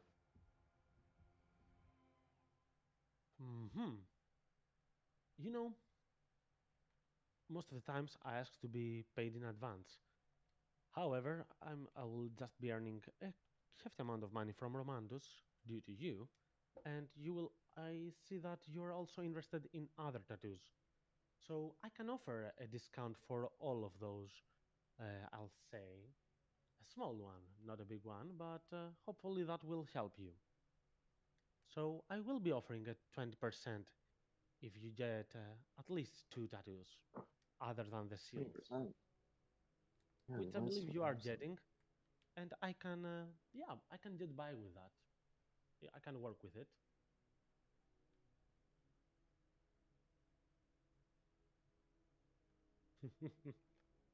Tattoos everywhere. Brandon Brandon will offer it up that the topaz gem. Mhm. And as I said, Savon will not be doing these tattoos today because no time, but he will also ask Locke afterwards. And you, sir, I saw you getting a lot interested on the tattoo talk. Yes, right. You mentioned something about being able to fight things better, even across distance. However, fucking magic that works. It seems weird, but once you get used to it, it's actually spectacular. And you cannot get unused to it after that. Okay, this is, I believe this is also, yes, at 1,000 is the price. So with the 20%, that should go to 800 and 800 from the calling rasp, 100 and 1,600, and add that a masquerade tattoo with a 20%, 1920. Anything else? Is there anything else that I should add? Looking at anyone? I'll have to think of something later. Okay, of course. Ogvar says something, but I don't know what it is yet. Mhm. Okay, I lost track of how much in money regards to I the have. spell route tattoos, you can add any spell, and it's for one use. Yes. Interesting thing, I believe. Let me check on the wording of it.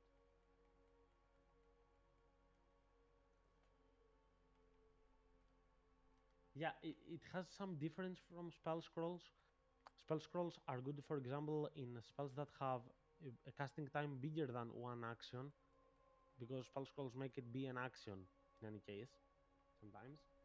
But the spell rot is just mimicking a spell, so you can even add the reaction spell. Ooh. Yeah, it can be any spell. You can add a spell that is a warlock spell for That one makes use. everything harder. Ah. Thank you. So take your time to think about it and any other things you wish. So in regards to the three that you said, he will say a combined price of 1,900 gold pieces for the three tattoos. But take your time to think about other things as well, as we will now take a small break, as you will be leaving Savon's ink shop. Feel free to ask out of character questions about it, since you will be visiting Savon the next day as well. But for the time being, let's relax a little bit and take some time for a break. All right? All right. Nice. And I'll be right back. Alright, guys. So here's what I'm thinking, right? Should I get prayer healing? That's the second level, Or right? even That just- takes like 10 minutes. Yes.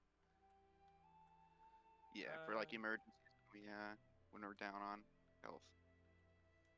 Do might it. Be, Sounds might, good. might be good, yeah.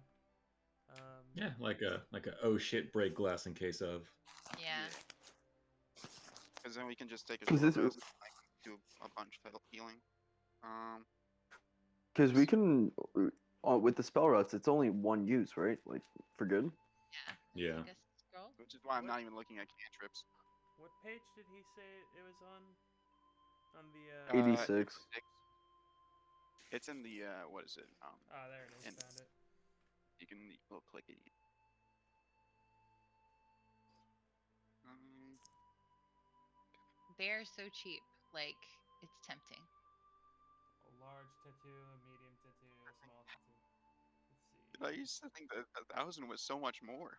I didn't. I have now played D&D that much. I don't know. Well, it's the like. I mean, depending on the spell, right?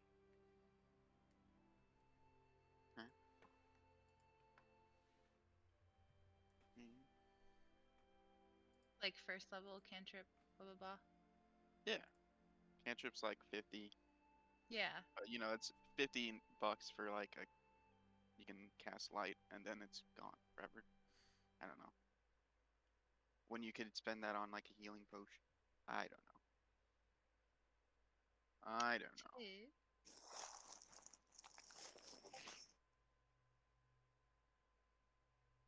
Nethar is mischief. Oh, that's a. Oh that's my just god, I think that Illuminator's tattoo might be. I know. Yeah, I was looking at it too. But the masquerade tattoo, I think, would fit off But- better. With the Illuminator, it's basically what? It's just like you have a pen without needing a pen. And then You can it's Like create. the the message. messages Yeah. all the time.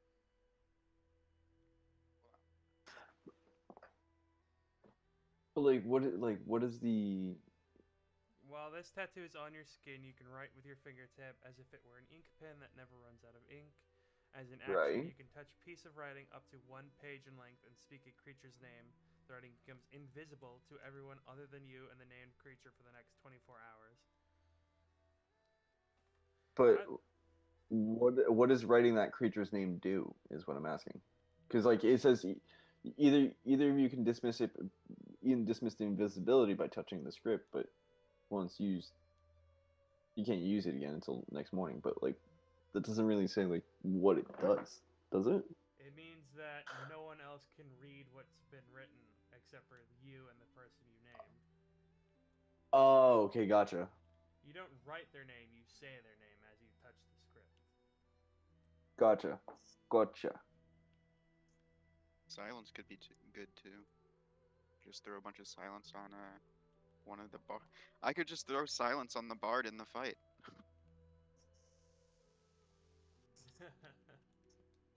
I love that.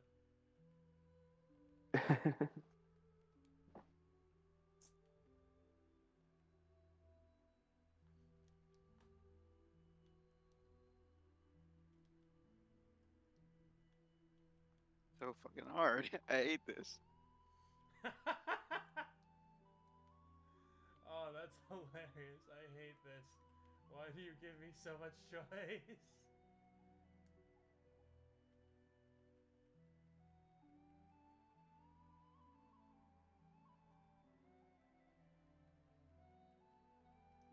Yeah, the Illuminator's tattoo is perfect for sure.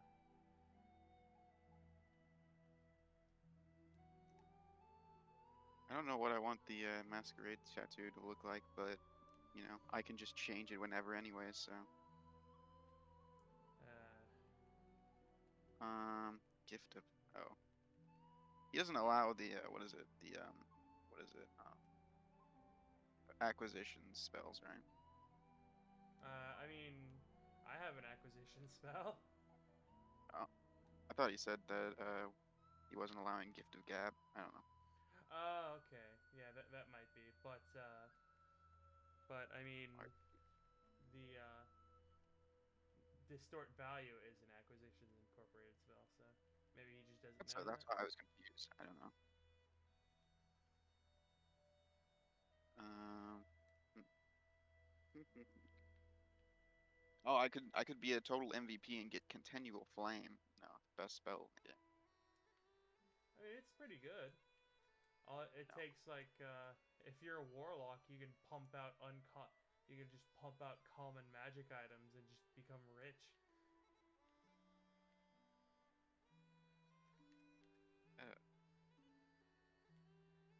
That sounds boring.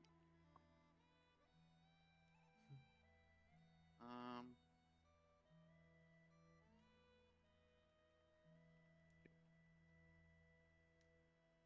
Oh, what if I got a smite spell?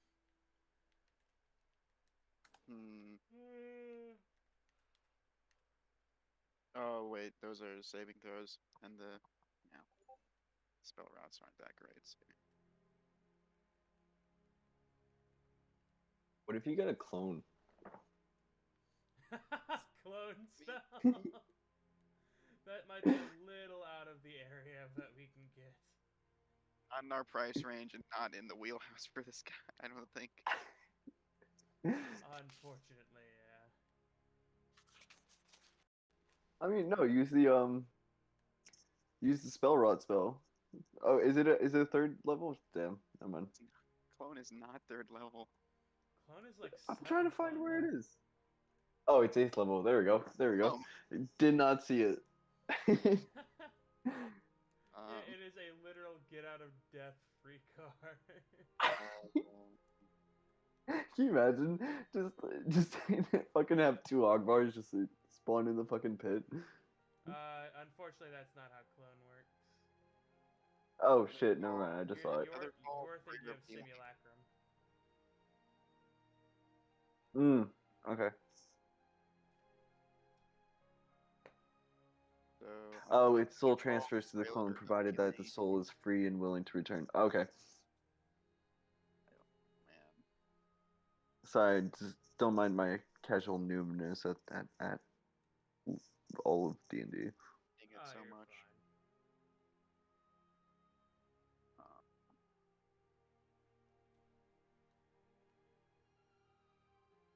I'm just trying to look at stuff that doesn't require saving throws. Most of the best spells do require saving throws. Yeah, it's looking like I don't know.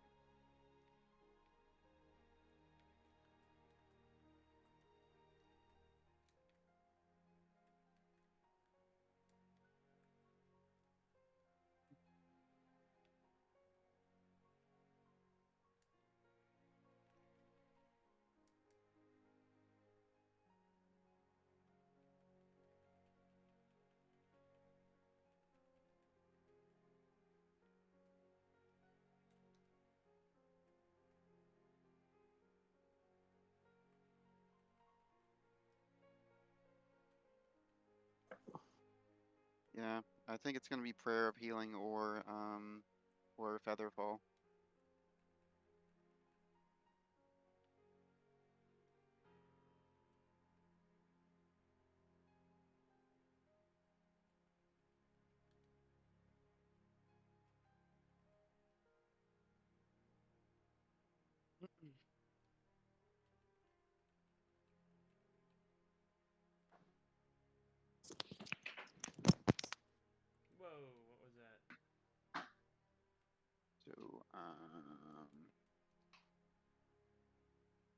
What am I doing?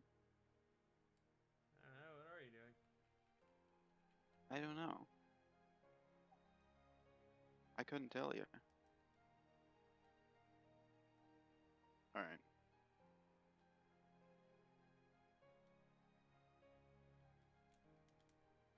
Yeah, Akbar's gonna just give him the gem so that we can get cool shit. Alright. I mean, it's 1,000 gold, and like I don't know, I don't know, like I have so much like stuff that's going on with my action economy, and so does Locke. Everyone else has concentration stuff. I don't know. I'm thinking like I'm trying to think long term, but you know I'm not very good at thinking. So plus tattoos are just fucking cool. So having a 1,000 gold discount from our good friend the Gith would be nice.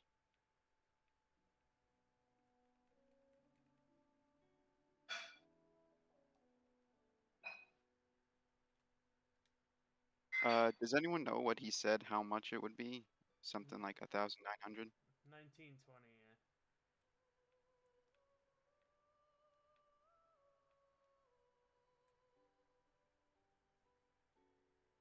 And wait, is that after the masquerade tattoo? That's all of them. Okay. That's the 3 that you guys were talking about.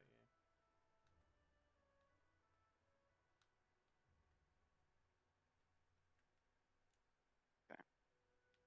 So is that all right if I add on the prayer of healing tattoo? Is that okay with you guys? That's a what is that? A second level? Yeah, it's 500 gold. So that's 2420. He said 20% discount, so that's I don't know. And then Shar's. Later. Fuck me. I don't know if we're gonna have enough money to get all of these things. Yeah, that's what I'm thinking. I don't know. I have. What I have on my person right now is 256, but some of that is Juniper's. We also do have the payment that we haven't actually gone through Oh yeah, from the. that's total 600 gold. Because he gave us 30 plat and 300 gold. Oh, he did. That's what he said. Right? We could sell horses, and we could sell my second shield, and we could sell my knife. Yeah, I'm not selling And my horses. oh my god, you don't need them. I think we're able to cover it. You know, but I don't know. Like with that gem.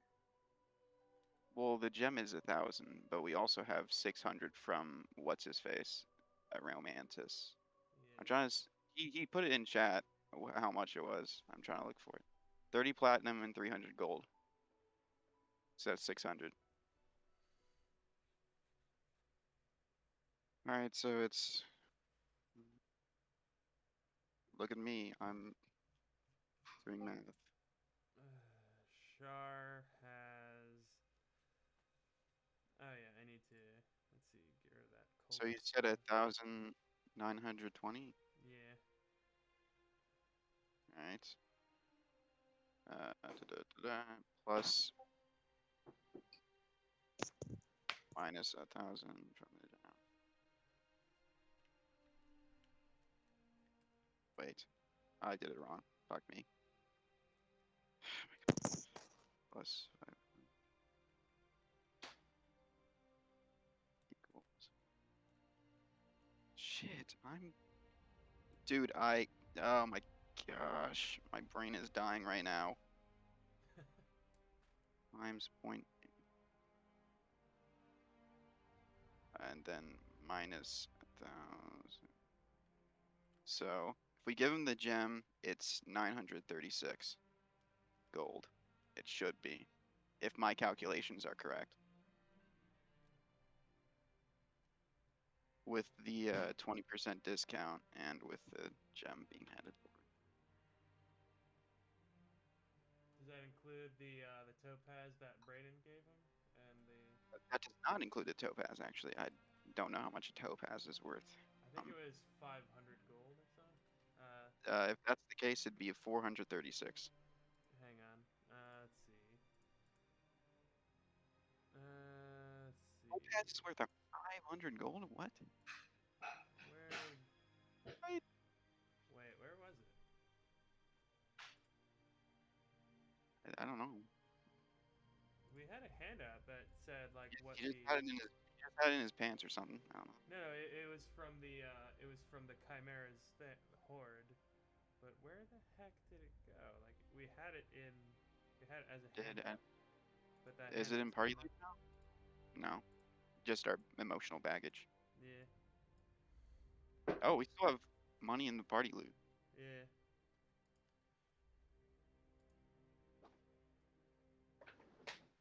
Oh yeah, we do. I completely forgot.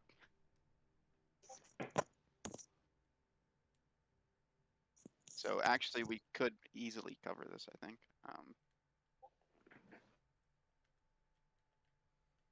Brandon, are you here? Come on, man. Yes.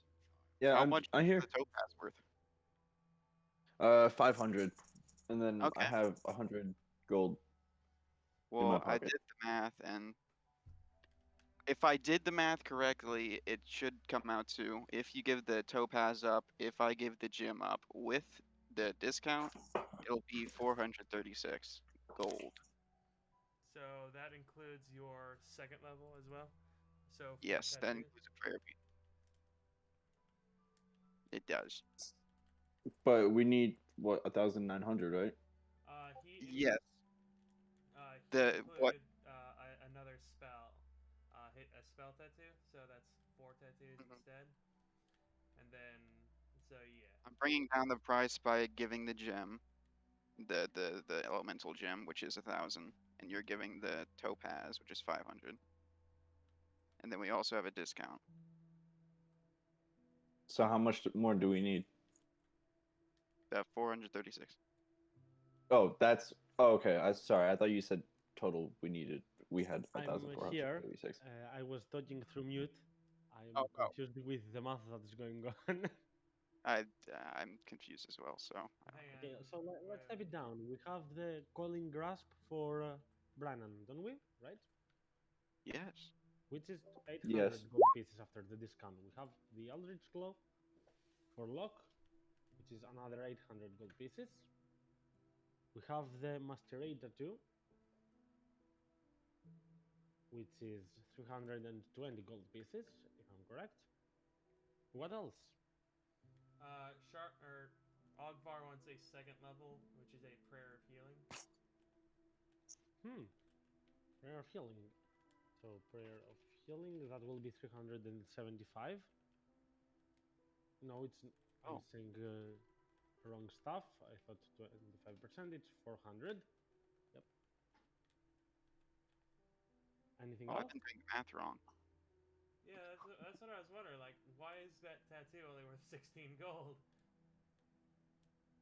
But no, that's not what I was doing. I was actually adding amounts. I've well, Ogvar is giving up the corundum to compensate as well. Like he's given up the stuff for 1,000 Okay. So credit. give me a moment. So it's 800 plus 800 plus 320 plus 400 minus 1,000. Thank you So for dealing with my math. this is the total that you need to pay. With after the topaz, it will only be 820. So other than Brian who has just paid, 720 more remains to be paid from the rest of you guys. Shar would also want one of the Illuminator's tattoos. Another 320, that's it. I believe, let me check. Yes. So a total of that needs to be paid from the rest of you. Alright, I don't know if you're splitting or if you're paying all together. You can do your magic on that alone. And then we'll take the 300 gold from the group loot. Mm-hmm. And I then, cannot get paid in emotional baggage, let me tell this. yeah. No, we have 300 gold in the group loot. You have. 370 You can. actually. You all have access to edit it. Yes. Yeah, we can just take 400 gold out and convert that silver. Yeah, so Yeah, you can 370 gold and then 300 silver. So I'll just down it to 121 silver and then get rid of all the gold. All right. I think this is the most we've spent. So that's Unless Char with the mall. I so don't know. that's an I mean- additional 400. You are all Easy. suddenly gaining a lot of magical items. Not that much strong, all of them, but some of them are really nice. So 600 so 640 is left. Shar will pay 500 by giving him 50 platinum. All right. See how much I have personally, besides Juniper's. So wait, there's 140 left.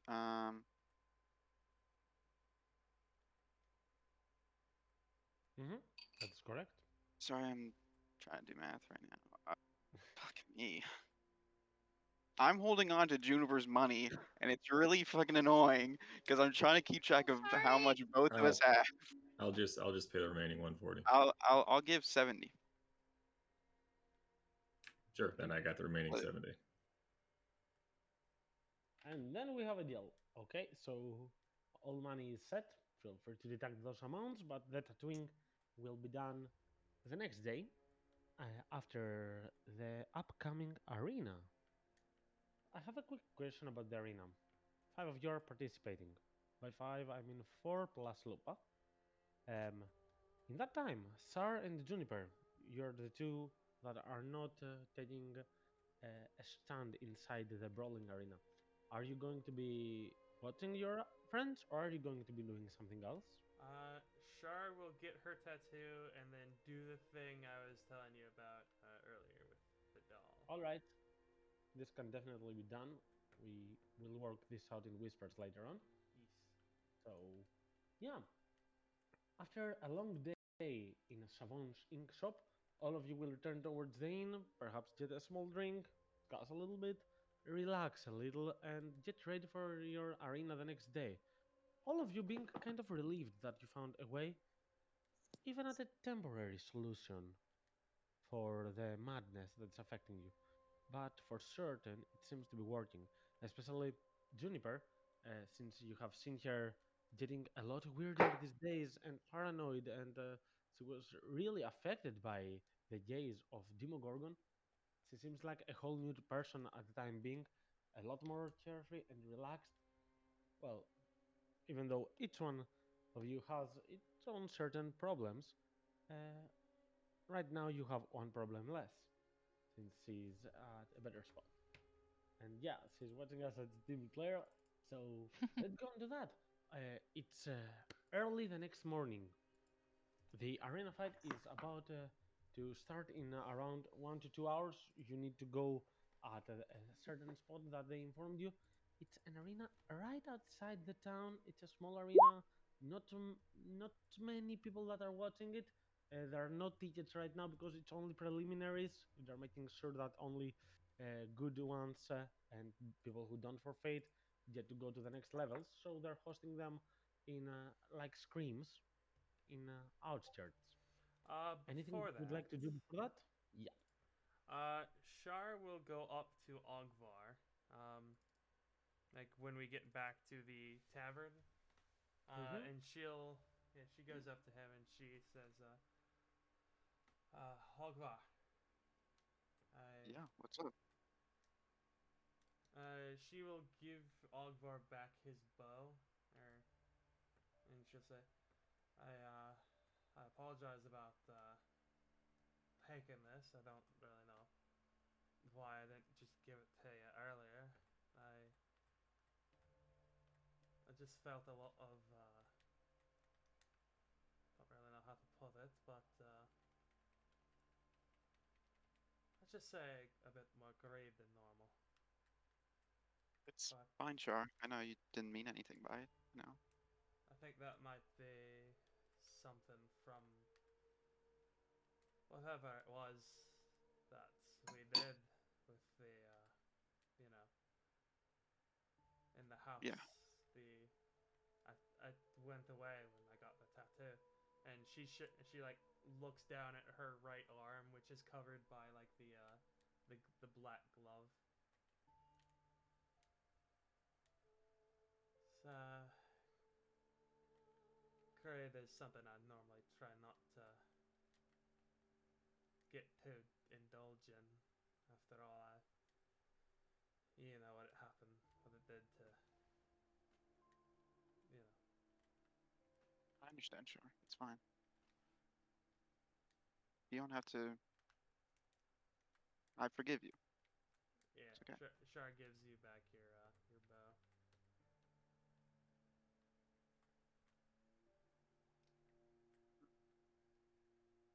He gives her a thumbs up. It grants an inspiration. Oh, cool. To who, Shar or Agwar? Char. No, you know what? All of you have an inspiration. I tend to forget sometimes to hand out inspirations, and you have done a lot of wholesome stuff today and on the whole week in the role playing channel. If you don't have an inspiration already, have one. You deserve it. So,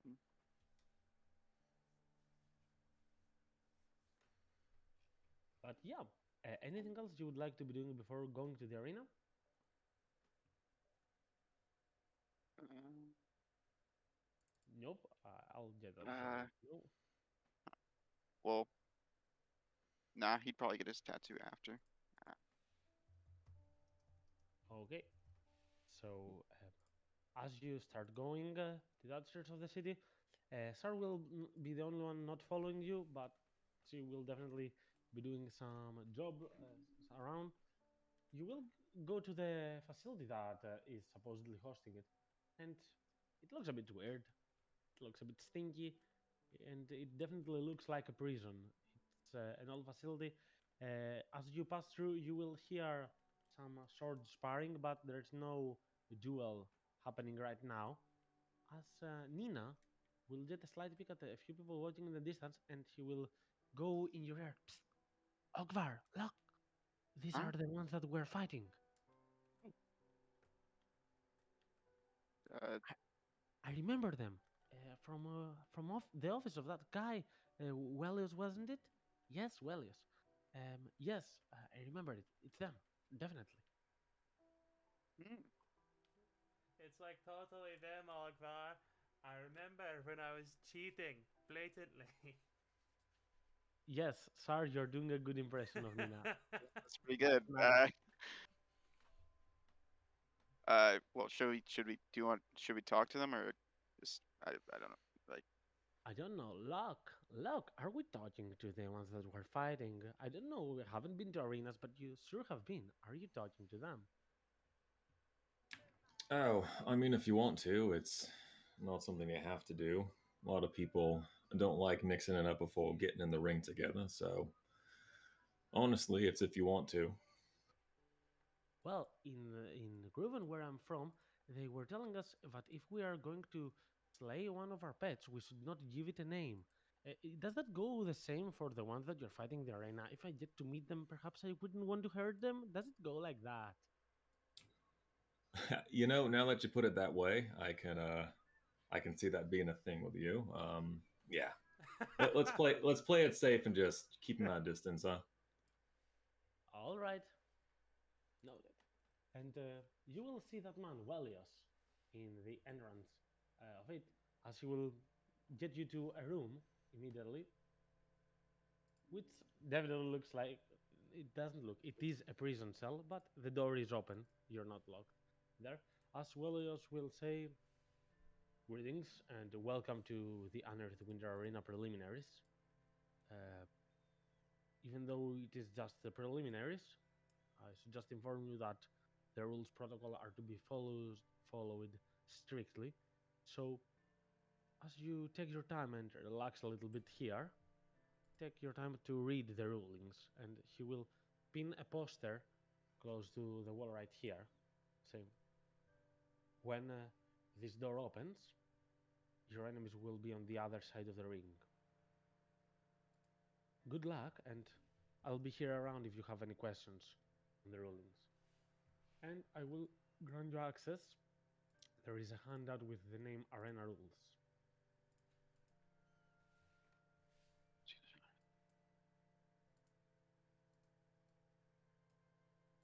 So you can read them as well, but I will phrase them. So, rule 1. Once you enter the arena, you have 1 minute before the match begins. 2. During that time, you are not allowed to move more than 30 feet away from the entrance.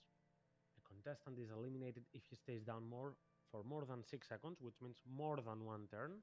You can be unconscious for a turn and still be able to fight if someone gets you up with healing or stuff like that. Coup de grace is disallowed. The combat is over if all members of a team are eliminated. Effects that charm any of the participants are forbidden. Disobeying any of the rules results in instant elimination. And using the same spell feature more than once, that's more of a mechanical rather than a rule, more than once grants advantage on the target's saving throw, if they get one. Oh, I like that one. For number 6, is that anyone like outside the ring or just anyone period doing charm effects? Outside the ring, nobody is fighting. If it is between you, you can charm Nina if you wish, or Nina can charm Brandon. That's fine. You're not allowed to charm the enemies. Okay. Now, for stupid people like me, what's coup de grace? Coup de grace is when an enemy is unconscious and you want to attempt to finish him. Oh. Okay. Damn. I was really fooled. Yeah, coup de grace is giving the final blow. I mean, it's French for final blow, I think. Oh, here we are, guys. Really doing it. The book from the murder house was not actually a book for demons. It was just yeah. It was mostly for flavor. It was. I have a list of books from this area, so let me give you a name from this. The Argonian Maid. Huh. I have just the right one. Mm-hmm. Well, the name of it is The Owl Bear. I have a description that I can send you later on. It's a very interesting book. Too bad it has the symbol of the Demogorgon on every page. And you will see Chi having the symbol of Demogorgon on his forehead from now on. He Anyways. is Okay. the Demogorgon. So, any questions on the arena rules? Both out of character and in character, possibly. No, that seems straightforward. Okay, I think I so. think so. So, just to be clear, especially in regards to the first one, once you enter the arena, you have 1 minute before the match begins. That can help you cast spells with a casting time of 1 minute if you don't want to do so. These rules are going to be the same in next matchups as well. Or if I see that any of them have any issues, I will change them. I'm playtesting some arenas the last few weeks because I want this to be kind of a thing in arena rulings. But in general, these are the rules. So as you are waiting in this cell, it is very uncomfortable. Yeah. It reeks a lot. The places that where you can sit a little bit, you cannot really relax. It's actually better if you stand up and get prepared. But as Nina thinks about it a little bit, she will say, "I've told you about them, but just in case you did not hear me, they are fire users, all of them, or most of them. I don't know, but it said a lot of fire in the text, so I guess it was fire users." They exclusively target Juniper. It would be so strong. It's reading. Juniper, you can be in the cell if you want before they show themselves in the ring. Count. Oh, I For forgot company. Juniper's not fighting. Yeah, we Yeah, clearly missed last Yeah. time. I'm sorry. For But if scale. you wish to be there for the time being, feel free to. Sounds good for me.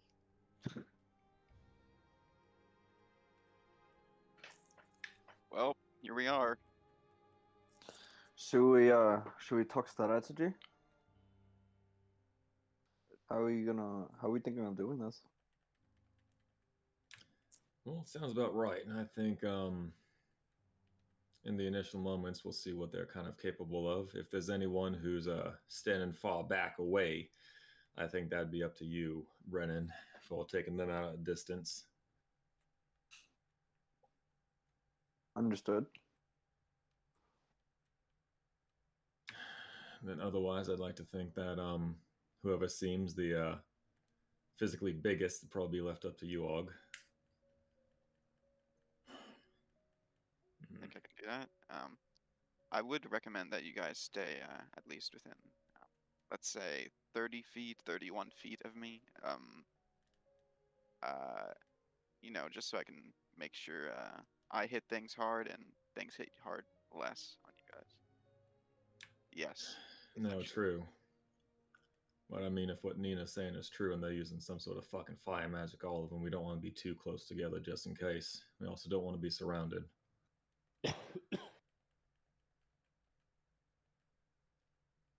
And then Lupa can do whatever Lupa sees fit, I guess.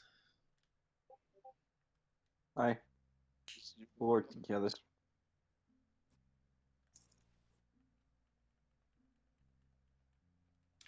Is there anything any of y'all need to do before we start in that minute? Apparently. I mean, I don't really have anything I can prepare for a minute.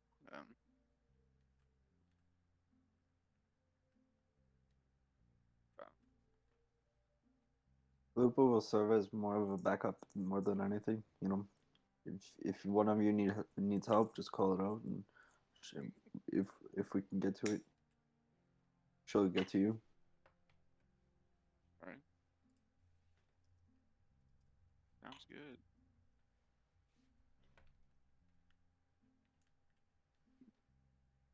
Oh, You have not entered yet, but I'm just.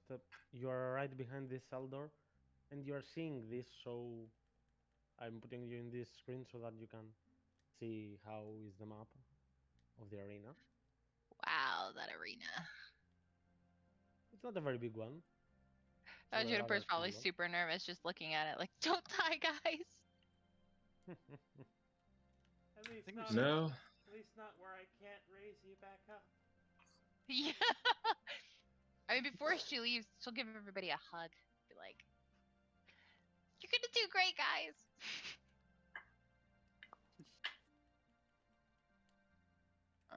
thank you.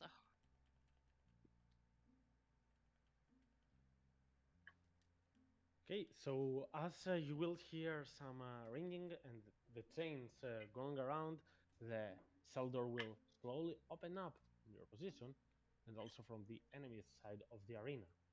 As you will see another team of 5 people instead of a 4+1, but Lupa is not one to mess with. So you will see 2 people that are looking like plain soldiers with their spears and their shields. You will see one guy in the middle that looks a bit more heavily armored than the other ones, but also his sword seems to be sparking with some flames. But definitely the one that stands out the most is this guy that seems to be on fire already, like a spell effect that is reading him and protecting him in an effect. And last but not least, there is also this gnome. Oh, let me Oh. make him small. And small. But yeah, there seems to be this gnome that looks like a magician, judging by its robes. And as they go outside, immediately you will see this conjurer starting to cast a spell. You have 1 minute. Feel free to, as I said, you can move up to 30 feet from the entrance, which is here. So you can go wee all towards that. Ready?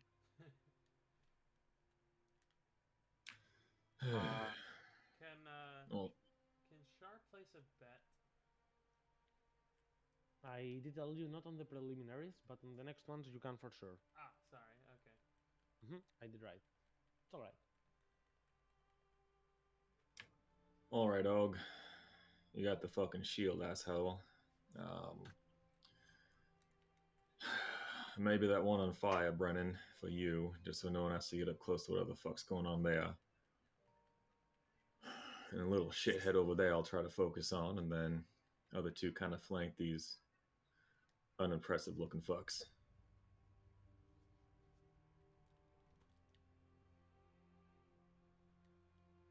It's fine. Keep that big guy away from you.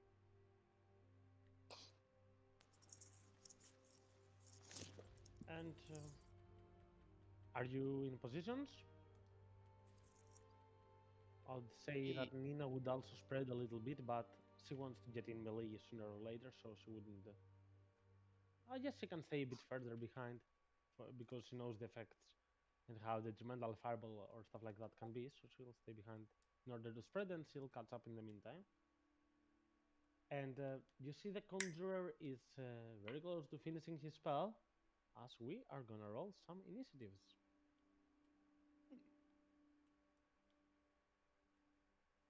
Okay.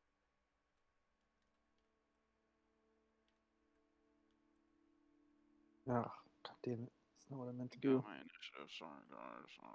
Oh, there we go. Click. All right. Oh my god! You guys have great initiative. Holy shit. That is true. It's the only thing I rolled 20s on. Okay, so I believe we have all of them. And descending. So, at that moment, immediately, you will see the Conjurer finishing his spell. He has 1 minute of casting time. And Oh, the spell that he was I just casting, need to get I Lupo. suppose some of you can guess, but it was No, this one. for Lupo. There we go. As, Oh, sorry, didn't see that.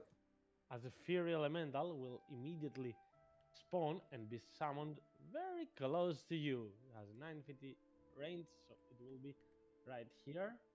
And let me roll an initiative for it as well. So, date and Locke, you are the first to act. Let me put some more interesting music now.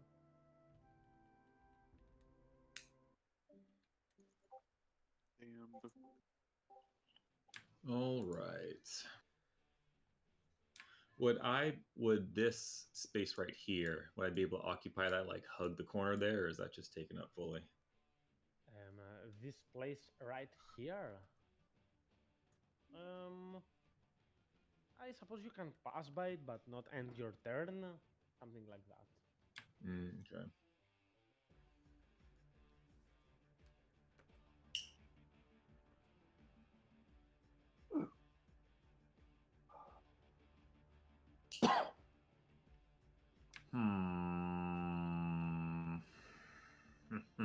Hmm.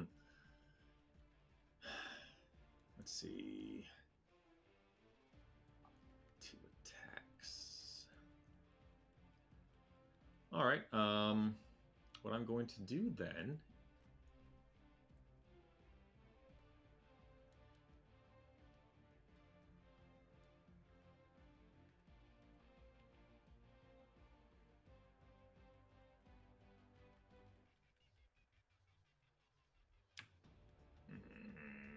Yeah, fuck it. Not fun if you don't fucking try anything. So I'm gonna move my 45 up here. Then Okay. after juking that, I'm going to burn an Adrenaline Rush point to do Step of the Wind, and I'm planting myself right here. Okay, you will get an opportunity attack if I'm correct from this guy, right? Or is there any pathing that you can go for that doesn't? I mean, I mean, I guess jumping would still get it, huh? Okay. This it will miss. Doesn't really matter. All right. Well, cool. Then I'm going to do my 2 against little boy right there. Mm-hmm. Oh, not to hold everyone up. Could I get that stat block for my gloves? Let me add it to you.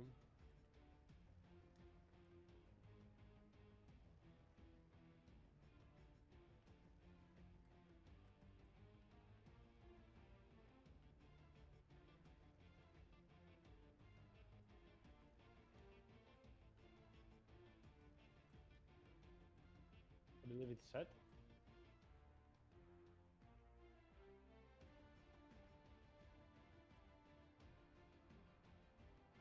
Ooh. May I ask why do you have a +7 on your other attack rolls instead of a +6? You see 17 dexterity, or are you using the? Right. No, that was me thinking that my fucking adamantine knuckles did something that one time. No, no, no. It's okay. I added the Ignium Knuckles. One you can All use. right. Oh, you added them in the. Oh, okay, cool. All right. So with that, I am then doing 2 strikes at little thing. Mm-hmm.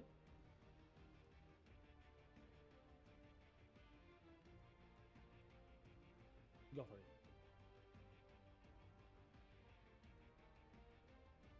Alright, so the 11 will not hit, as you will see the Conjurer is wrapped around in a mage armor, a quite to be expected spell. But however, the second strike will definitely hit for 9 points of fire damage, so let me deduct 9 from his health and make him roll for a concentration save, because that's the important part. And he's still up. Anything else, Locke?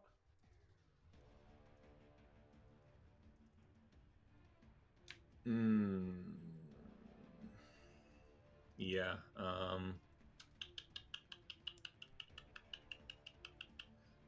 So we passed that. Yeah, we'll just. We'll make him. Well, fuck it. Let me try and knock him prone. You can do that. This is part of the flurry of blows only. Oh, with flurry of blows. Look at me, still learning my fucking character. That will be it, because I used my bonus to get over there. That You was can go for one. stunning Yeah. strike if you wish. I could. Does that do It anything to concentration? yes, it makes it drop if it fails. It does. Then yeah, let's give her a go. All right, let me roll for it. Oh my god, I have a +0, but I'm rolling well. So yeah, this will not work for you this turn, as the Conjurer will look at you using your Ignium Knuckles and say, "How dare you turn our fire against us?" But he will not be dazed, only getting a light strike to his clothing. And Brannan, it's your turn. So Brandon, as instructed by Locke, is going to use a bonus action to activate Hunter's Mark, and then he's going Which to one? on this fire mage. Oh, sorry, The priest. Okay. Yes, this yes. guy. Yep. So he's going, and then he's going to pull out his bow and attack. Mhm. 12 hits, that one. This one is not a wall juniper, it just goes to a lower level in the center. So 12 hits, give me some damage. It's 8 plus 1d6 due to Hunter's Mark. So 10 points of damage coming at the priest.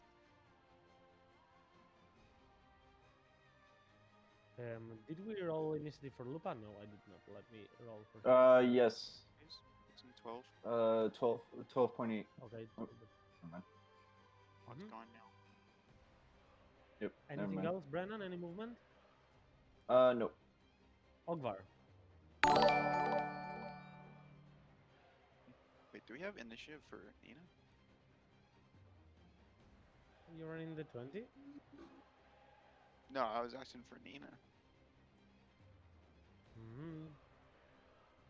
No, I must have not clicked her token when I did. Fine. Let me see. The first thing I want to ask is, having the gym and like knowing a bit about arcane, would I know a lot about this spell, the conjure elemental? You can use your reaction if you wish to make an arcana check.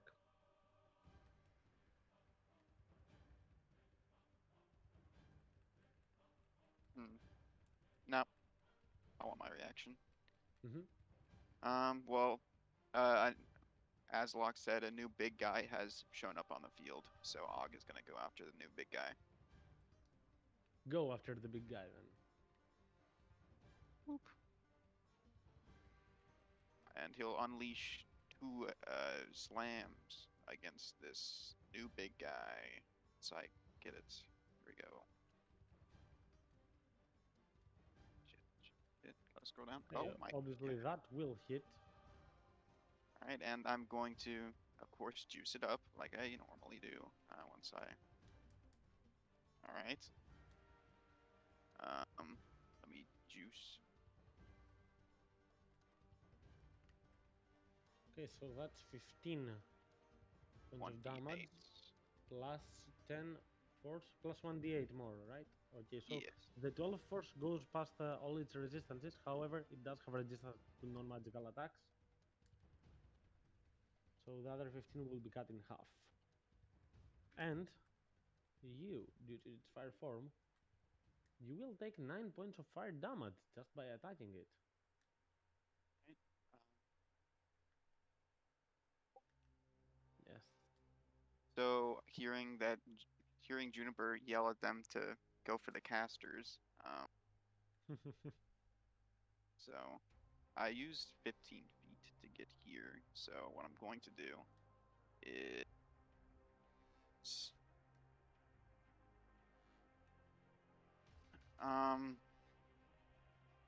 15 feet of movement to get around him. Right there. And hit. Sorry guys. Gotta measure. Doo, doo, doo, doo. 15. Ogvar is going to bonus action.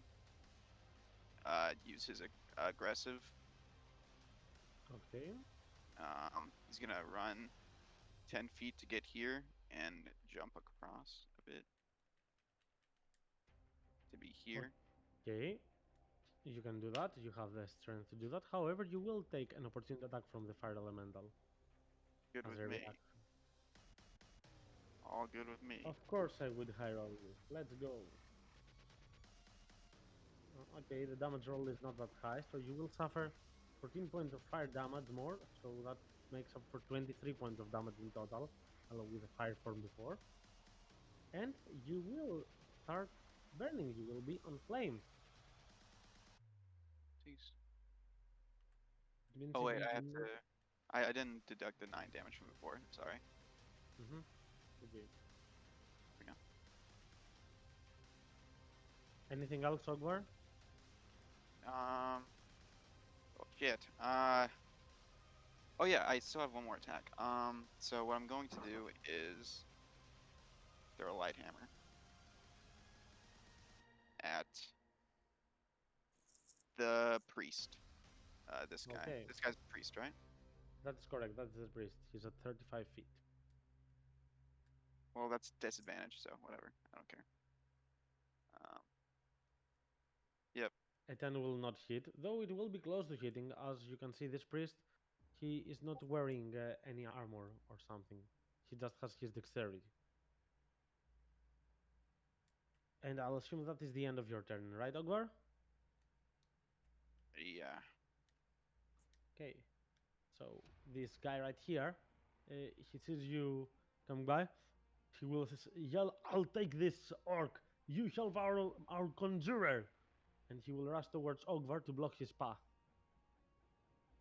And he will use a bonus action. No, he will not. Yes, he will. Oh no, that's the guardian, not the soldier. Sorry, my bad. The soldier will just attempt to grapple you, Ogvar. So, oh my god, I cannot make this grapple at all. Even if you roll a 1, you can make it. So the Eternal Flame Soldier will try to grapple you to stop you from speeding up, but to no avail, as he seems to be kind of slow compared to you and definitely a lot weaker. And it is the Conjurer's turn, who, after having used this, will turn towards... Huh. Okay. He will look at you, Locke, and he will put his palm close to your face, and a dust of poison will just come out. I need you to make a Constitution saving throw.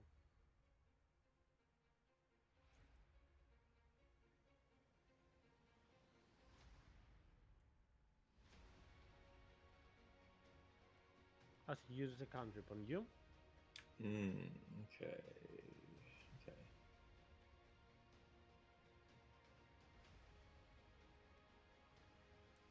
And you will suffer 14 poison points of damage, as you did not really expect that.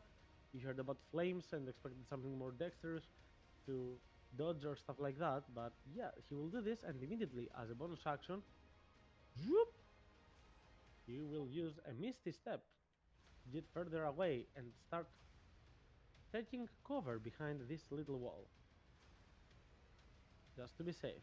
And then it is Nina's turn, who will see this and start running towards his location. Let me see. That's 85 feet, so I doubt that I can reach it, but I can definitely reach a certain point. Moving 30, right here I have line of sight, and I believe Lina would immediately use an Eldritch Blast, or 2 Eldritch Blasts since we are at that level, in an attempt to drop its concentration. So here are 2 blasts. No, these are not attack rolls, so let's go with this one.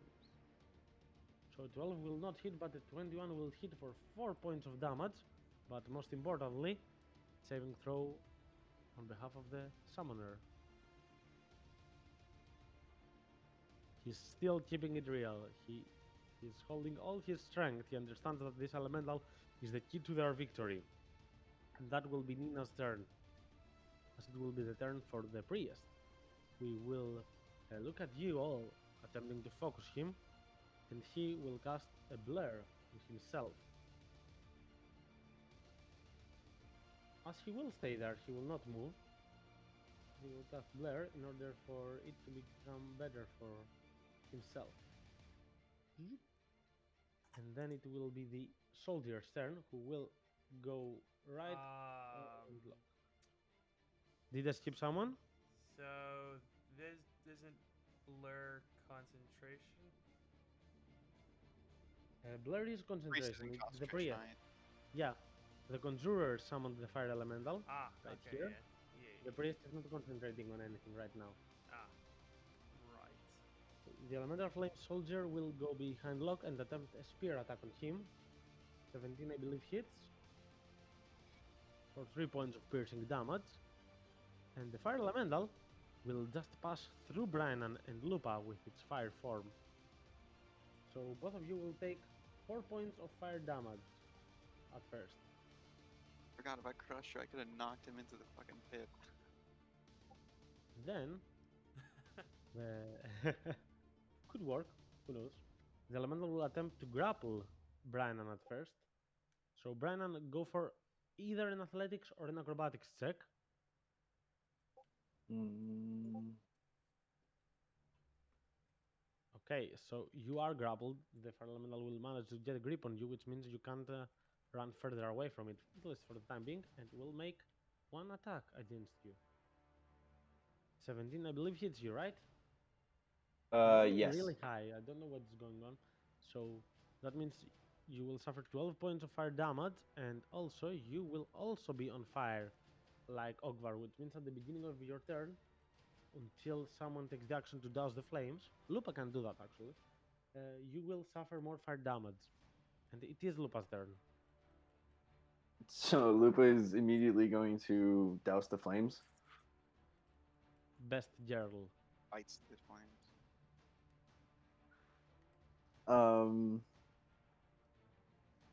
That's So an action. That's how fine. how would yeah Mhm.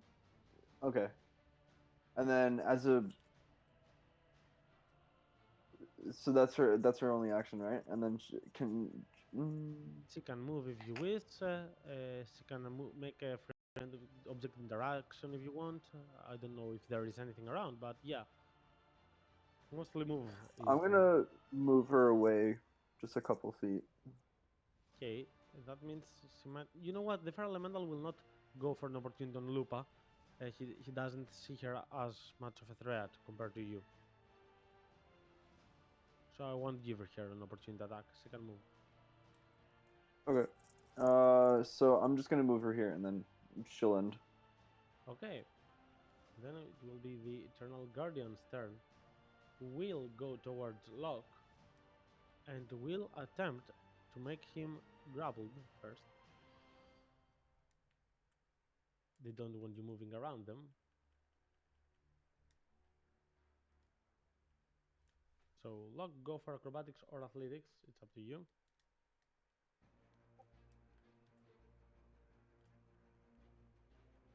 Okay, so you are gonna be just fine, and he will go for a long sword attack then. But a 15, I believe, misses, or is it barely a hit? You have a 15 AC, I can see. So yeah, that is a strike actually for 5 points of slashing damage, as they seem to have flanked you and taken advantage of your positioning. But you're not grappled, not restricted in any way, and it is your turn once more to act. That person had two separate actions. Mm-hmm. But he has multi-attack, so the grapple is instead of an attack.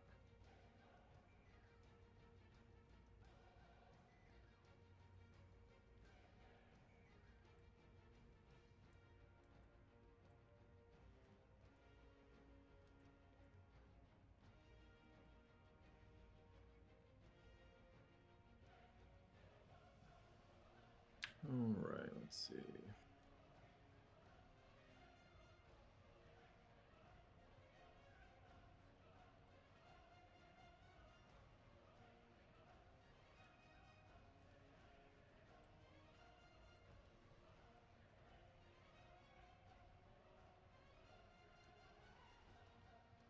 All right, so Adrenaline Rush to Step of the Wind to disengage as a bonus action.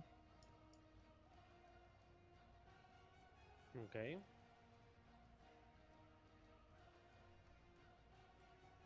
And these are two good strikes that are both going to hit. So 19 plus 9, that's 28 points of damage. As this conjurer is getting definitely blooded, and I need to make 2 saves. And I'm just looking up my thing real quick. Savage attacks is 1 additional damage dice. Second one will make him drop the fire elemental. Even though the first one is the solid strike, he will manage to get a small grip on his energy and his concentration. But at that last moment, you will get a second strike closer to his belly, right low, and he will choke on some blood, as he will not be able to still concentrate on the magic of the elemental, and the elemental is just fading away. And Brennan, you're no longer grappled. That's only an extra So 2 damage from my savage attacks. And let's make him. Still not flurry of blows. What's that? That's still not a flurry of blows. No, yeah, I'm just thinking if I want to do. Nah, I won't do it. I won't do a thing. Yeah, that's fine. Okay, Brennan, your turn. The fire elemental that had you on its grip has just disappeared, and an opening has been made against some other soldiers, as you and Lupa are free to go and attack everyone you might want. so Brandon is going to fire, since he still has Hunter's Mark. He's going to fire on this priest as again for 18 hits definitely. However, sorry, he's under the Oh, effect of the blur spell, so you need to roll the attack with disadvantage. Since oh, you with already attacked, disadvantage. roll me one more normal attack and we'll keep the lowest.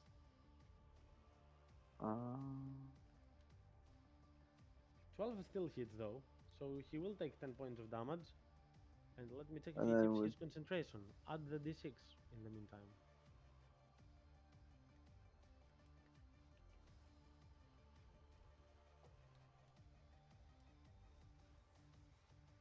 Oh, you're right. Fire elemental stays, and it will go wreck stuff around. Yeah, just forgot. Let me check on the wording of it.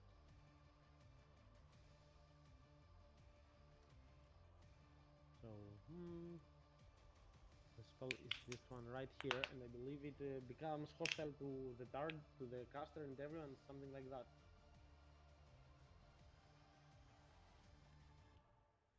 Yes. It will last for an hour. That's gonna be very much funny.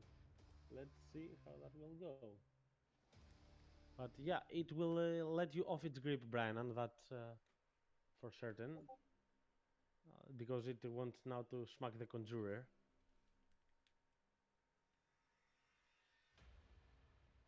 wait, what just happened? Yeah, the elemental, when the conjure elemental spell ends, does not disappear. It just goes around and wrecks stuff on its own. It goes as an enemy of the caster who summoned it, that imprisoned its will or stuff like that. So it's not right now someone that is attacking you. It Just just has led you and has set its eyes on the conjurer that trapped it. heard.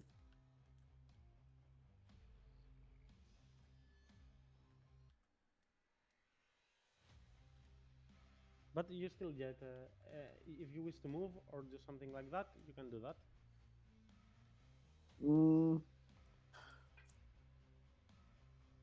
Brandon is, yeah, he's gonna move just a couple feet down to here. Okay, Ogvar. Yee, that's me. Yes, that's you. Okay, so what I'm gonna do, uh, You, at the start of your turn, you will take uh-huh, 8 fire damage. yeah. So Mm, first of all, action, I'm gonna be not on fire anymore. I'd like that. that sounds nice. Uh,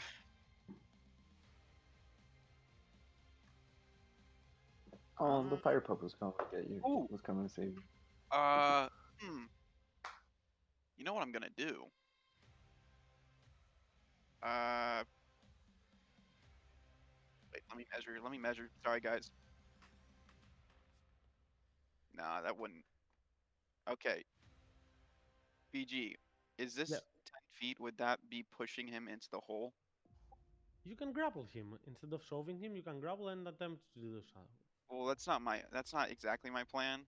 Um, what I was gonna do is do this thing where I walk around him, doop doop doop doop, and Mm-hmm. then I was going to leave, and that's Okay, which 25 means feet. you will take an opportunity attack. Yes, Huh, and it 18? hits me, Yeah, so nailed it. I'm For going a to. high roll of 7 points of damage. All right, and I'm going to use my reaction to use my reciprocal rend on him. Show us what you've got. Link it. Do it, come on. It didn't. Okay, display there. Yep, here it is. So I will need, as a reaction to taking damage, I'll need to make a strength saving throw. Let's see how that will go. Rails. Yoop. Apparently I Uh, make it. Still, roll me the damn it. damage. It takes I 8. did. It's 8. I had already rolled it. Yes, it is 8. Okay, so it will take 4. only 4 points of damage. He will Yeah. become blooded. These have very low HP. I was gonna try and make him fall in. That Well, would be okay. really nice. All right. So then now bonus action, I'm going to use my Orcish Vitality to roll my thing, please. Oh, I didn't see it. I'll take the 9. Heal 9. Do, uh, and then I'm going to, since I used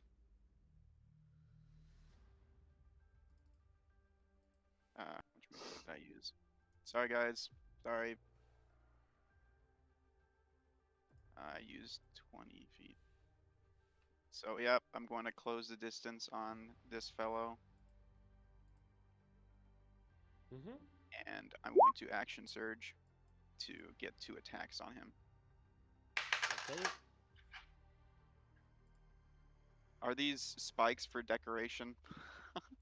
If you wish to use them in a way, I can find a way to use them. Alright, No, they're not for So- decoration. That's the complete answer. so I'm going to smack him with the key. It's not an 18. advantage, but it still hits. Ye- So 9 yeah, points of it's damage. 9 points. And I'm going very to, bloody. since I can move him 5 feet with Crusher, I'd like to try and move him into the spikes. Okay, let me roll a dexterity save for him. It's a 13 DC. He will make it, so he will only take half damage. Not much. Ha! Alright. 1 point of damage. He's still up. Okay. But he will manage to dodge the impact on the spikes. Yeah, I'm just gonna finish him off. I'm gonna walk up and try and finish him off. Do I that. don't want to kill anymore, so do that. Yes, the giant blender is not for decoration. It Oh works. my god, Akar's gonna punch the guy into a blender. I thought that was disallowed. And this guy is down. Unconscious. But Yeah, not eliminated yet. Mm-hmm. And yeah, that's my turn, I believe. You guys are free to move now.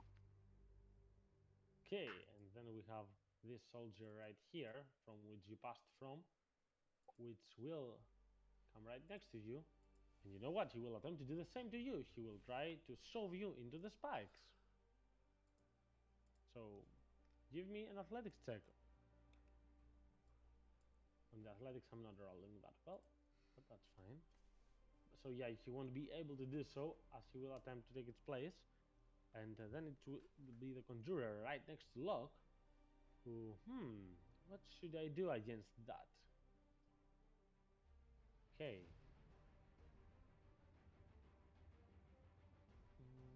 How many far away? Oh, that's annoying, but he would do that. So he would attempt to cast Fireball, but to his surprise, there is a Nina in the distance that will counterspell that. Ooh. I want to play fair. I'm certain Nina would do that against the high-level caster. So yeah, even though the Conjurer will use every last bit of his strength to try to hurt Locke or someone else, you're not sure where he would be aiming, but somewhere along the lines of that, Nina will immediately interrupt and say, "Oops, I'm sorry, what were you trying to do?" And the Conjurer will be really annoyed at this, as he will use a bonus action using his benign teleportation ability to, you know what? He will swap places with the Eternal Flame Priest. Zoop! Don't worry, Mr. Gnome. It happens to a lot of men. Ah. That's like way too spot on. Yes, sorry, you're good at imitating Nina. Very good. And Thank you. it will be her turn actually now. So she will use some of her speed, and I used one of her spell slots. Oh, I have Misty Step without a spell slot because of a feat, so I will use it. She would get right next to this Eternal Flame Priest and attempt some attacks at it. I believe one attack or Thirsting Blade allows me 2 attacks. Let's go for 2 scythe attacks.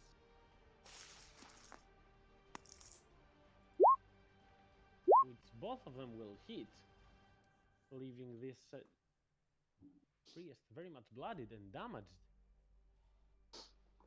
And as it is his turn, he will turn to you all and say, oh, I will take you with me.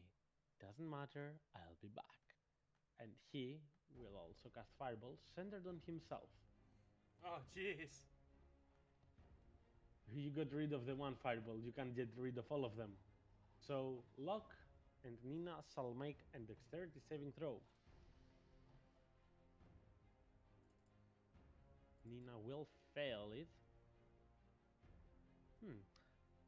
I have an absorb elements, but should I use it? I believe I should use it. Maybe she should use counter spell. Yeah, that's an interesting idea, but not expect this guy to do so. So she wouldn't use immediately her second spell slot. Because she only has 2 spell slots, that's how it works. But it's 29 points of damage. I mean, she doesn't want to take that much. So she will take only half and improve the damage of her next attack, as she will charge her weapon with it. And of course, the Eternal Flame Priest shall also make a dexterity save, which he will make, taking only half and another half because he has resistance, so taking only 7 points of damage himself. And Locke, you will take half the amount of damage as well. It means 14 points of fire damage on you. And then we have a soldier who is unconscious, but he will make a death saving throw. And since he's down for more than 6 seconds, as long as nobody heals him up, and he will be eliminated. He's not dead. I'm just playing this marker to know that he's eliminated. And then it will be the Fire Elemental's turn. We will start running. It will pass through Lupa, so Lupa will take 10 points of fire damage, but it will not attack here. And as it is running, it will run towards that location because the Conjurer was at first there, but seeing him blinking, he will rush the other way, and it will take the dash action, so it's full speed till here, and another dash. It will just enter the Conjurer space and get outside to make him in flames. And actually really, really low in HP. And then it is our wolf's turn. So Lupa is going to. Yeah.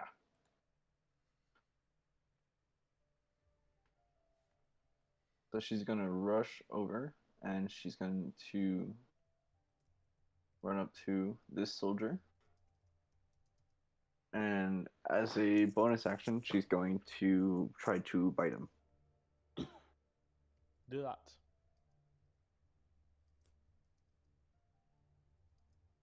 16. No, do it. 16 hits. Yeah.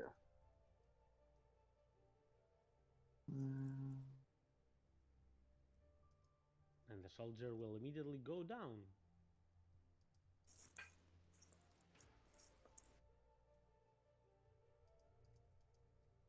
I believe she did the full movement and an attack, so I don't believe Lupa can do anything else. Nope.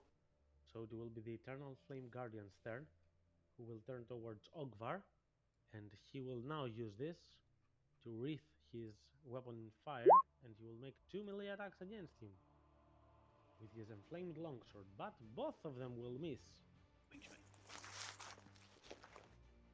And Locke, it's your turn once more. All right. Well, seeing the guy swap placing this guy pop in. Well, tough shit, buddy.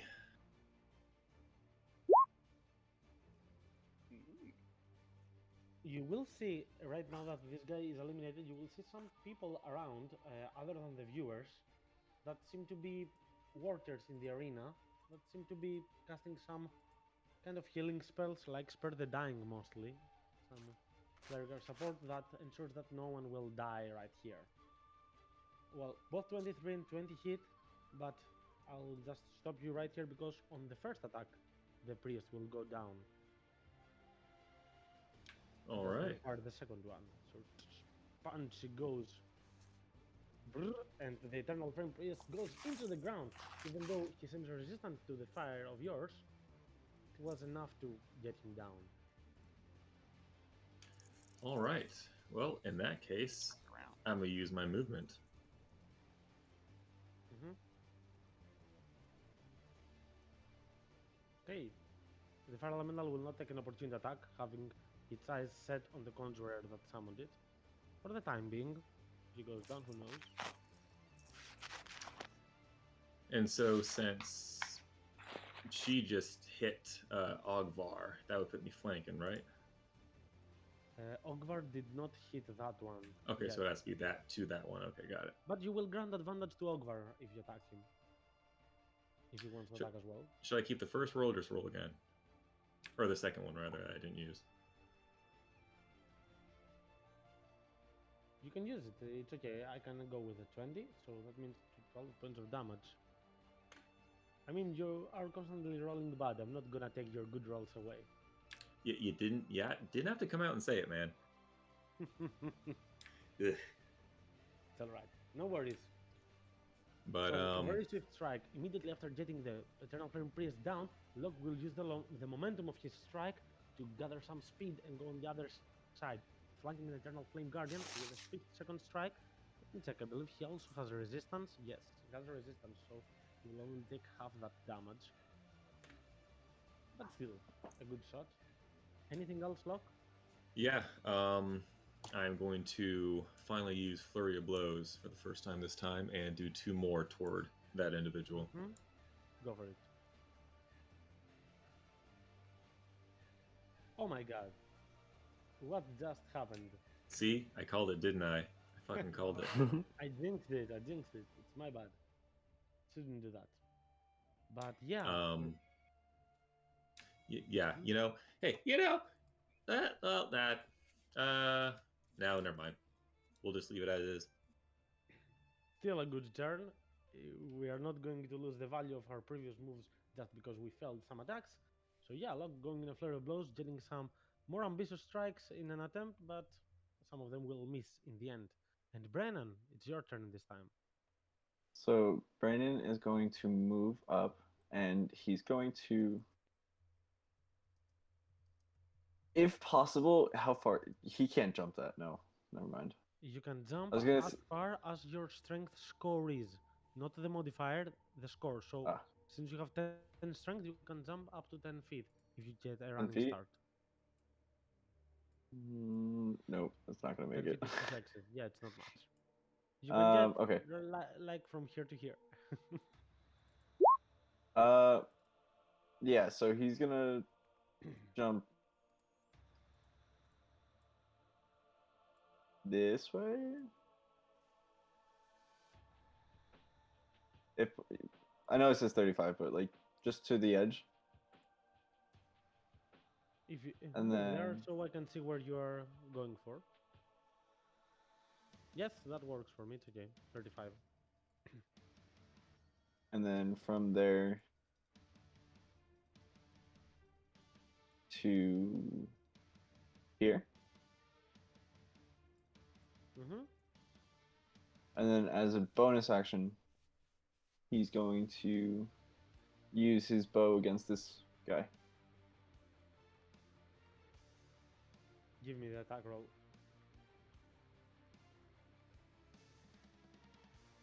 But yeah, even Oh. though an agile Oh my shot, god! Yeah. That is 3 three ones in a nat row. ones in a row. Holy shit! Let's see if the streak continues. But yeah, you know what? It's good that it's happening now that you have gotten some of them down, because if they were all still up, it would be more of a problem. So Brannan getting with a quick shot with immense strength, but it will just pass right through the head of next to the head of the Eternal Flame Guardian, and in between him and Locke, actually, close to being in dangerous position. And anything else, Brennan? I believe you did all you could for this turn. Nope, that is it. Okay, Ogvar, go. Oh, all right. Oh, this is good. I can use my things.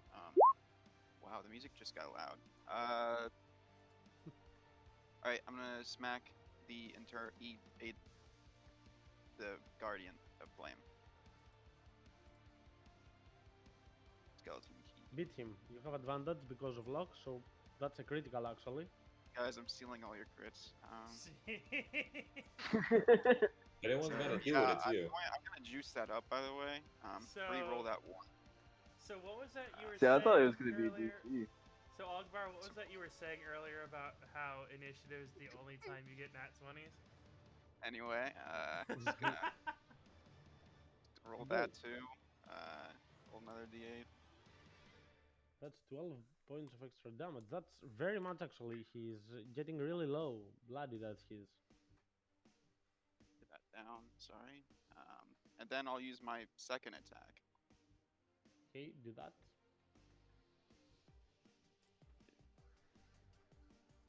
Another one with advantage, close to being critical, but not a critical. Still, give me the damage roll. First. Yes, and he's gonna Okay. go down. I do anything as a bonus action? And at that moment, as you do that, you will seeing all of those being down and the conjurer being up against the elemental. The conjurer will shout, "I surrender! Just help me put down this summon of mine!" As he seems really afraid of the thing he has conjured. Alrighty. A few people from the staff of the arena seem to be starting to come down the arena to help. It won't be an issue, but for 1-2 turns, you will have to deal with it. Well, the conjurer as well, if you're not alone. But yes.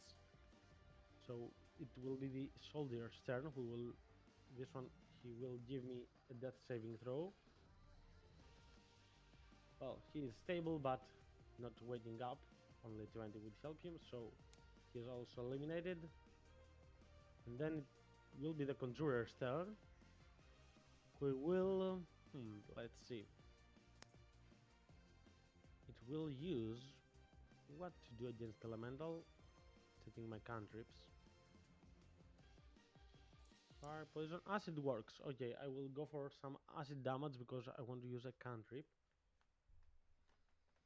Which the elemental will take only because I want to use as a bonus action a misty step to get away from this menace. So he will move here and continue running as well a bit further with his speed. And Nina will walk up till here and use an action to douse the flames on her because she doesn't like being in flames. And then she will take her weapon and look towards the elemental as she's getting ready towards there. And these are outside, and it will be then the fire elemental's turn that will pass through Lupa and Ogvar. So you both will take 4 points of fire damage, but you both get an opportunity attack if you wish. Yes. Yeah, and actually, I'm gonna use my reciprocal rend again instead of an opportunity attack. It works when you take damage in general, not an attack. When you take damage from a creature. Okay. So, That's nice. So let the elemental use its strength. It doesn't have a good strength. Yes, it will work. and So you get that means sent 10 feet away from those spikes, bro. you can send it 10 feet away towards any direction. How does that work? 10 feet away It's from just you. away from me. Oh, so it will actually be pushed into those spikes. So let me make a dexterity save for it as well. It does have the fire form. Yeah. I will not grant it advantage. I mean, it's not that much damage, so yeah. These spikes, they are normal. So it's 4 cut in half because it's succeeded in the save. So it will take 13 to 2 points of damage, and then it will go next to the conjurer and attempt a strike at him. Let's go for that.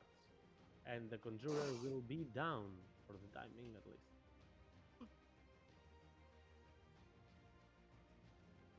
Uh-oh. Hope he doesn't die. Well, you see caster some stuff of the arena around that immediately seeing the conjurer being in danger and will come closer to the edge of the arena in an attempt to help. And the elemental, continuing to wreak havoc, it doesn't have anything against him now that he's unconscious. It just wants to burn stuff. So it will just continue all its movement and pass through Brianan. With the rest of it has a lot of speed. So Brianan, you also take 7 points of fire damage. And Lupa, it's the turn of the good girl to play. The goodest. Not really knowing what to do, she kind of just runs back up to Brandon's side. And she's going to attack the fire elemental. Give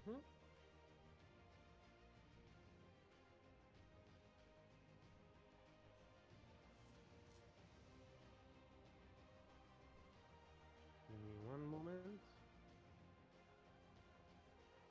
10 will not be able to hit, even though it has a low SC. Will not be able to. And then it is your turn, Locke, but on top of the initiatives, as this happens, one of the mages will attempt to dispel the elemental. However, since the Conjure Elemental is a 5th level spell, the mage will need to make an intelligence check with a DC of 15. But he will make it. Oh, And the magic. elemental will disperse. Holy shit. Well, I don't know when this fight went that way exactly, but the arena has some safety measures, and I didn't want to show that it was the other way. So yeah, one of those around the arena will do that, and then immediately they will come for the Conjurer, as Welios will come down the arena and say, "The left team is victorious!" And there will be some clapping. There are not a lot of people, only a couple of them, like 7 that you can see around. And as he says this in a lower voice, so that only you will hear it, consider having a team name next time, since you are off the preliminaries. Congratulations. Green and mean.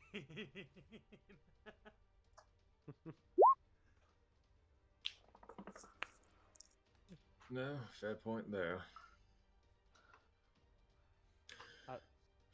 He will open the cell room once more for you to go back and, take your backpacks and reorganize yourselves, and see Juniper awaiting you right behind the Isildur to greet you once more and congratulate you.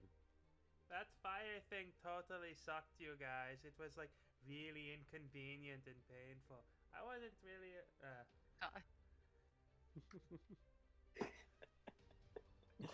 It's like she's even here. Well, not too bad. How'd you all think of that? I keep hacking because I'm poisoned. Oh god. Wasn't, expecting, a pyro. That flame thing wasn't fucking nice.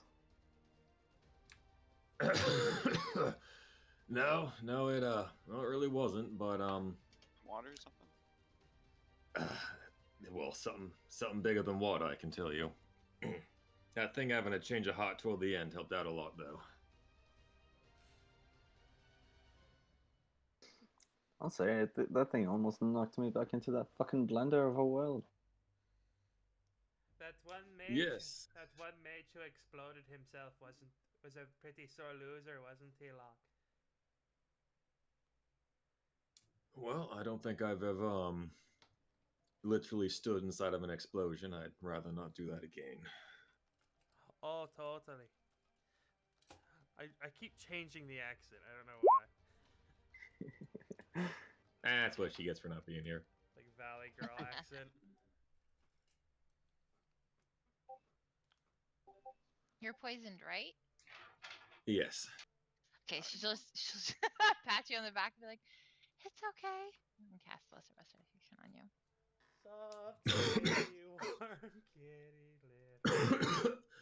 Oh. It's always good having you around, Junes. Speaking of, what'd you think of all that? I hated it. You guys, I hated it. Why But is you that? did It's some good good. sport. Yeah. It's just really scattered in the beginning there. And then Ogvar was surrounded and you were surrounded. That was stressful. Well, if there's any two to be surrounded, but true, that fucking thing of fire was a bit unexpected, but still, I think we kind of loosely stuck to the plan. Came out all right. Yeah. So how many more of these do I have to endure? Well, you know, you don't have to be here. I think we prefer you doing so, but if it's uncomfortable, you certainly don't need to. As to the how many, I'll have to hunt down Welos later on. That's a very fucking good question. So Welles will come after a small time, and he will congratulate you all in person. Also, he'll say that was quite impressive. Um, the preliminaries rarely have such great battles. I mean, the team that you just won last year got 11th place. It may not sound much, but there are a lot of contestants, so that seems promising for you. No, fair enough. Uh, to to fair point. How many of these until the actual tournament? Oh no, it's just only one of the preliminaries. You know, we're doing this for two reasons. First of all, there are a lot of contestants, and cutting them in half in an instant knockout match helps a lot in organizing. But most importantly, there are a lot of people that become ambitious or drunk or, you know, just come on my office and apply for the tournament but never show themselves real. So that would be a real shame if it happened on the main event. So we're just doing one round of preliminaries, just to get rid of such people, and get rid of a little bit of the, the weaker teams. But the main event, it will start in a month or so, and it's gonna be big. Now I can imagine. Well structured thing y'all got going on. It's nice. Well, it's not me. I am just here for the applications and to make sure that I get rid of such teams. When you get the main event, it's gonna get more serious and, you know, a bit more political. There is a lot of money involved, a lot of people, a lot of watchers around, and coaches and stuff like that. It's quite thrilling to watch. I always enjoy it. well, well, all the better for this happy pack of assholes to win it in the end, I suppose. I thought we were going ass up there for a second. I You wish looked all the like it. best. Take your time to get your stuff and leave when you're ready. I have noted your success, but I still do require a name from your team. It doesn't have to come right now, but it has to come by the end of the day. Out of character, by the end of the day, it can be the end of the other week because you can discuss it in the role playing channel if you wish. That's up to you. But I need it Could we discuss prior that to at the next tattoo week's session. parlor? Though I do know that you have some ideas already, like caravan stuff like that. Well, fair there, friend. I think a round of drinks is called for us, and then we'll make our way back to your office later on for that. Yep, you've earned it. Have fun, everyone. I don't know about Congratulations you, again. I'm ready to get my tattoo. I'm so ready for a tattoo. Right, right. I was this like the first like this is like 8 in the morning fucking prelims or like No, it's not 8 in the morning. It's like 11 or something like that. okay, I thought it was 8. Oof. okay, plenty of time for get some inked up and then go get some drinks.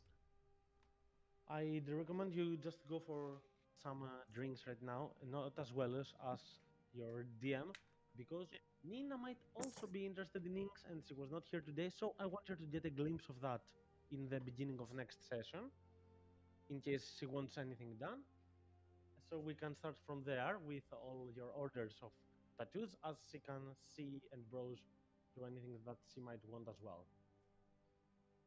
Yeah, certainly. Yeah. I can't Nuts. wait. Well, that's a fair point. You were still saying you were kind of unsure, Nina. Let's just head back to the inn then and take a breather. Yes, I would sure so much like that. I wonder where Shards right.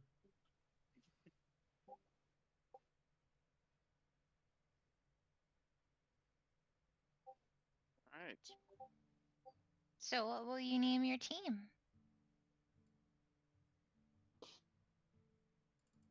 Well, that's a very fair question. As we are a team, open to suggestions and then game plan out from there.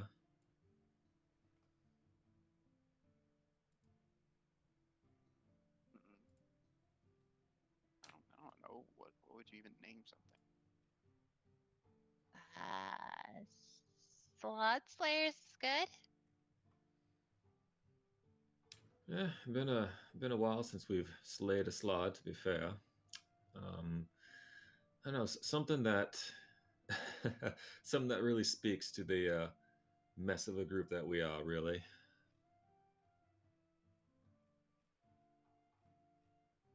Hmm.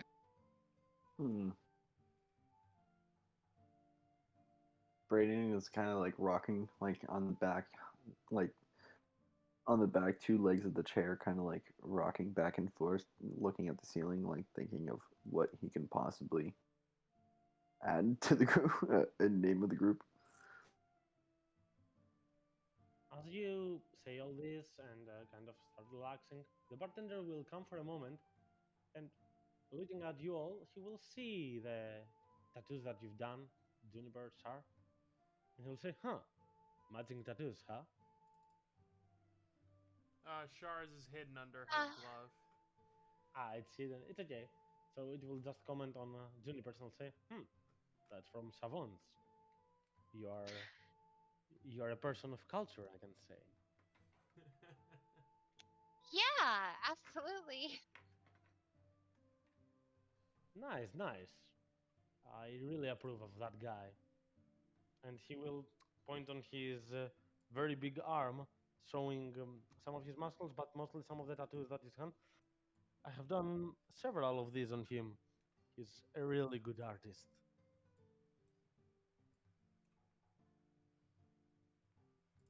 And he will just leave. He won't have a big discussion about it. All right. Well, you have a nice day.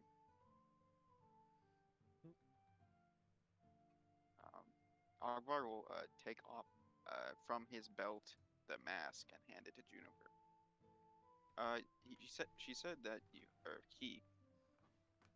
said Yes, that you needed to he did. cover your face for that, right? So it doesn't, Yeah. For like 3 days or something, right? yeah. It's just direct sunlight, so you don't have to do it right now. Aw, thank you. Yes.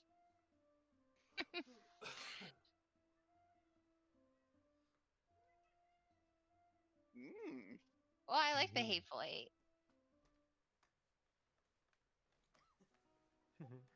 Like the movie. Yeah. a reference, but there's 8 of us, including There is Lupa it, and Croak. actually. We could call it the Reign of Eight. Well, if you add the key as well, you're 9. So you might be the Mighty 9 as well. If you add the horses, there's 12 of us, so. Ocean's If 12. you Oh add the my Falcon, god. if you add the Falcon, there's 13. The collective. There's 14 if you add my employee. Where is he been? We have not seen him. He's And it's he's gonna be- slacking. You have you have an employee? Yeah. Yes, yes, it does. How's this Huh. one?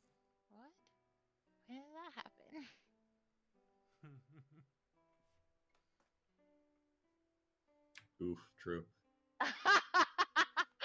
That's awful.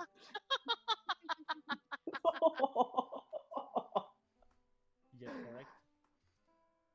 What voices? What? I'm The other just one. Rorschach for a reason. Gosh. Oh, Bob, you know what? There's a horse right around the corner. Anyways, I'm sure there is a lot to count and a lot to discuss, but I believe it's a good idea on this peaceful tone to call today's session. As you all relax in the tavern, it's a good place to be role playing and discuss whatever you might have after all this brawl. As today you managed to enter yourselves into the official main event of Anerith's Winter Arena, which will be starting by the new year, 2022. The arena rules are going to be the same, there won't be any differences, and I'm pretty sure till then there will be some upgrades on your characters, starting with the tattoos right on the next time. And who knows, more things might change before the year. Before that, Mhm. how would Char's looking for the carionet go? Mm. It did go very much well. Some modifications. I will tell you this because this is a low fantasy world. It's not that you can purchase magical items at will, but it is a common, and you did have a carionet. So I'm going to allow this for only something like 20 gold pieces. It won't be much, but it's a one-time event. And are you going to set it a safe race or something? Uh, I can. I think I can go up to 5, and I can do it as You can change it, yeah. You can But replace for some now, phrase no. with one.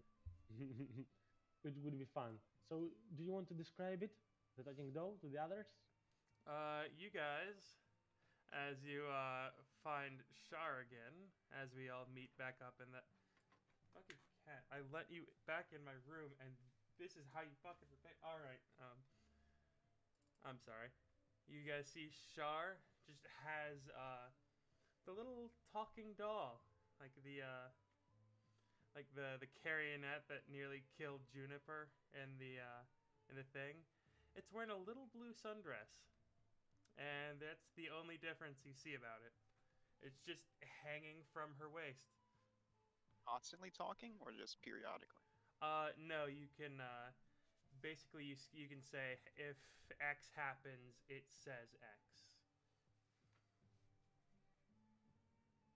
So like Yeah, you just can have a say condition. yeah. Hmm. So like I can have this thing, like if like if we're camping, I can say if someone gets within 50 feet of us, start screaming. Oh, like magic mouth? Yeah, basically. Like I Something like set that.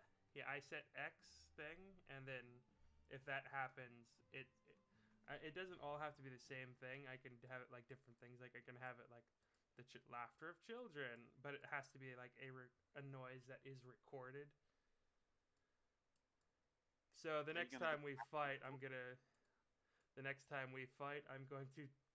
to record the screams of our dying enemies. Oh, that's dark. Yeah, that is very dark, actually. Yeah, Char wouldn't actually do I that. agree. Though.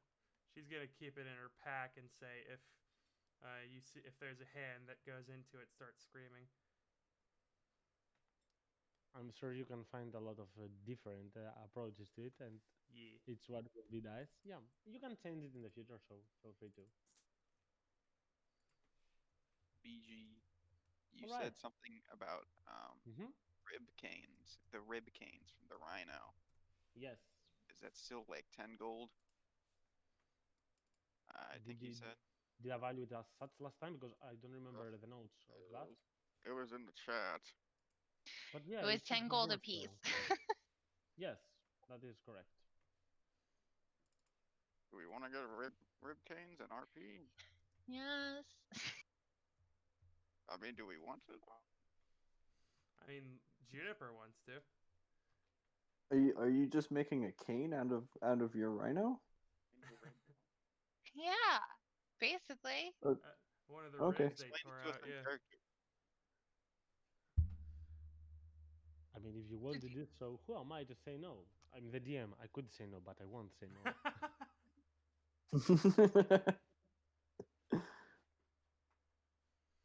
But yeah, feel free to go into that and message me with any details that you might wish about any particular stuff on it.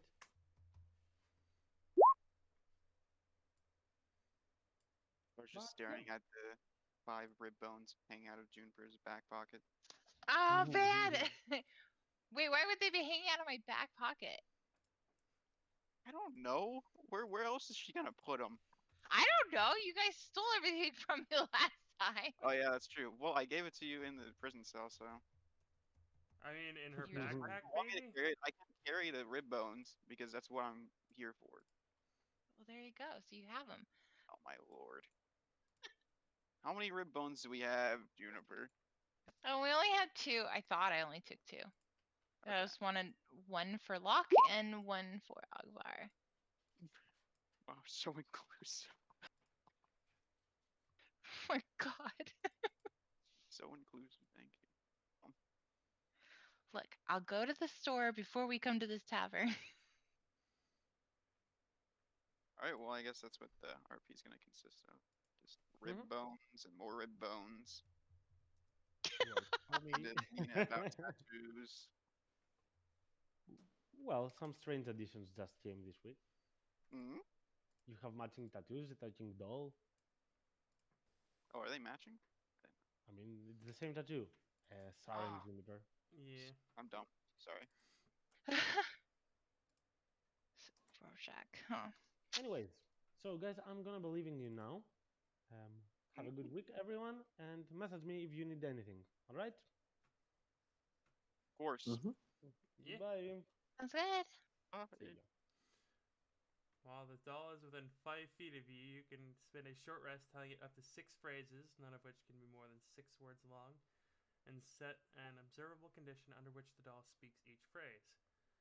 Let's see, can replace old phrases with new ones. Oh, it has to occur within 5 feet of it, so I can't have it as watch, unless it's like at the door or something. Oh well. Brew of confusion. The talking doll, just this horrifying tiny doll in a little blue sundress. Oh, that's hilarious. I don't know. This is so I don't fucking know what to call it. Call what? I don't know what to put the team down for, you know? Oh yeah. I mean, there's I mean- there's 5 of you, so just call yourselves the Fearsome 5 or something like that. I don't know. On the nose. You're the ones sounds fighting, so. Gross.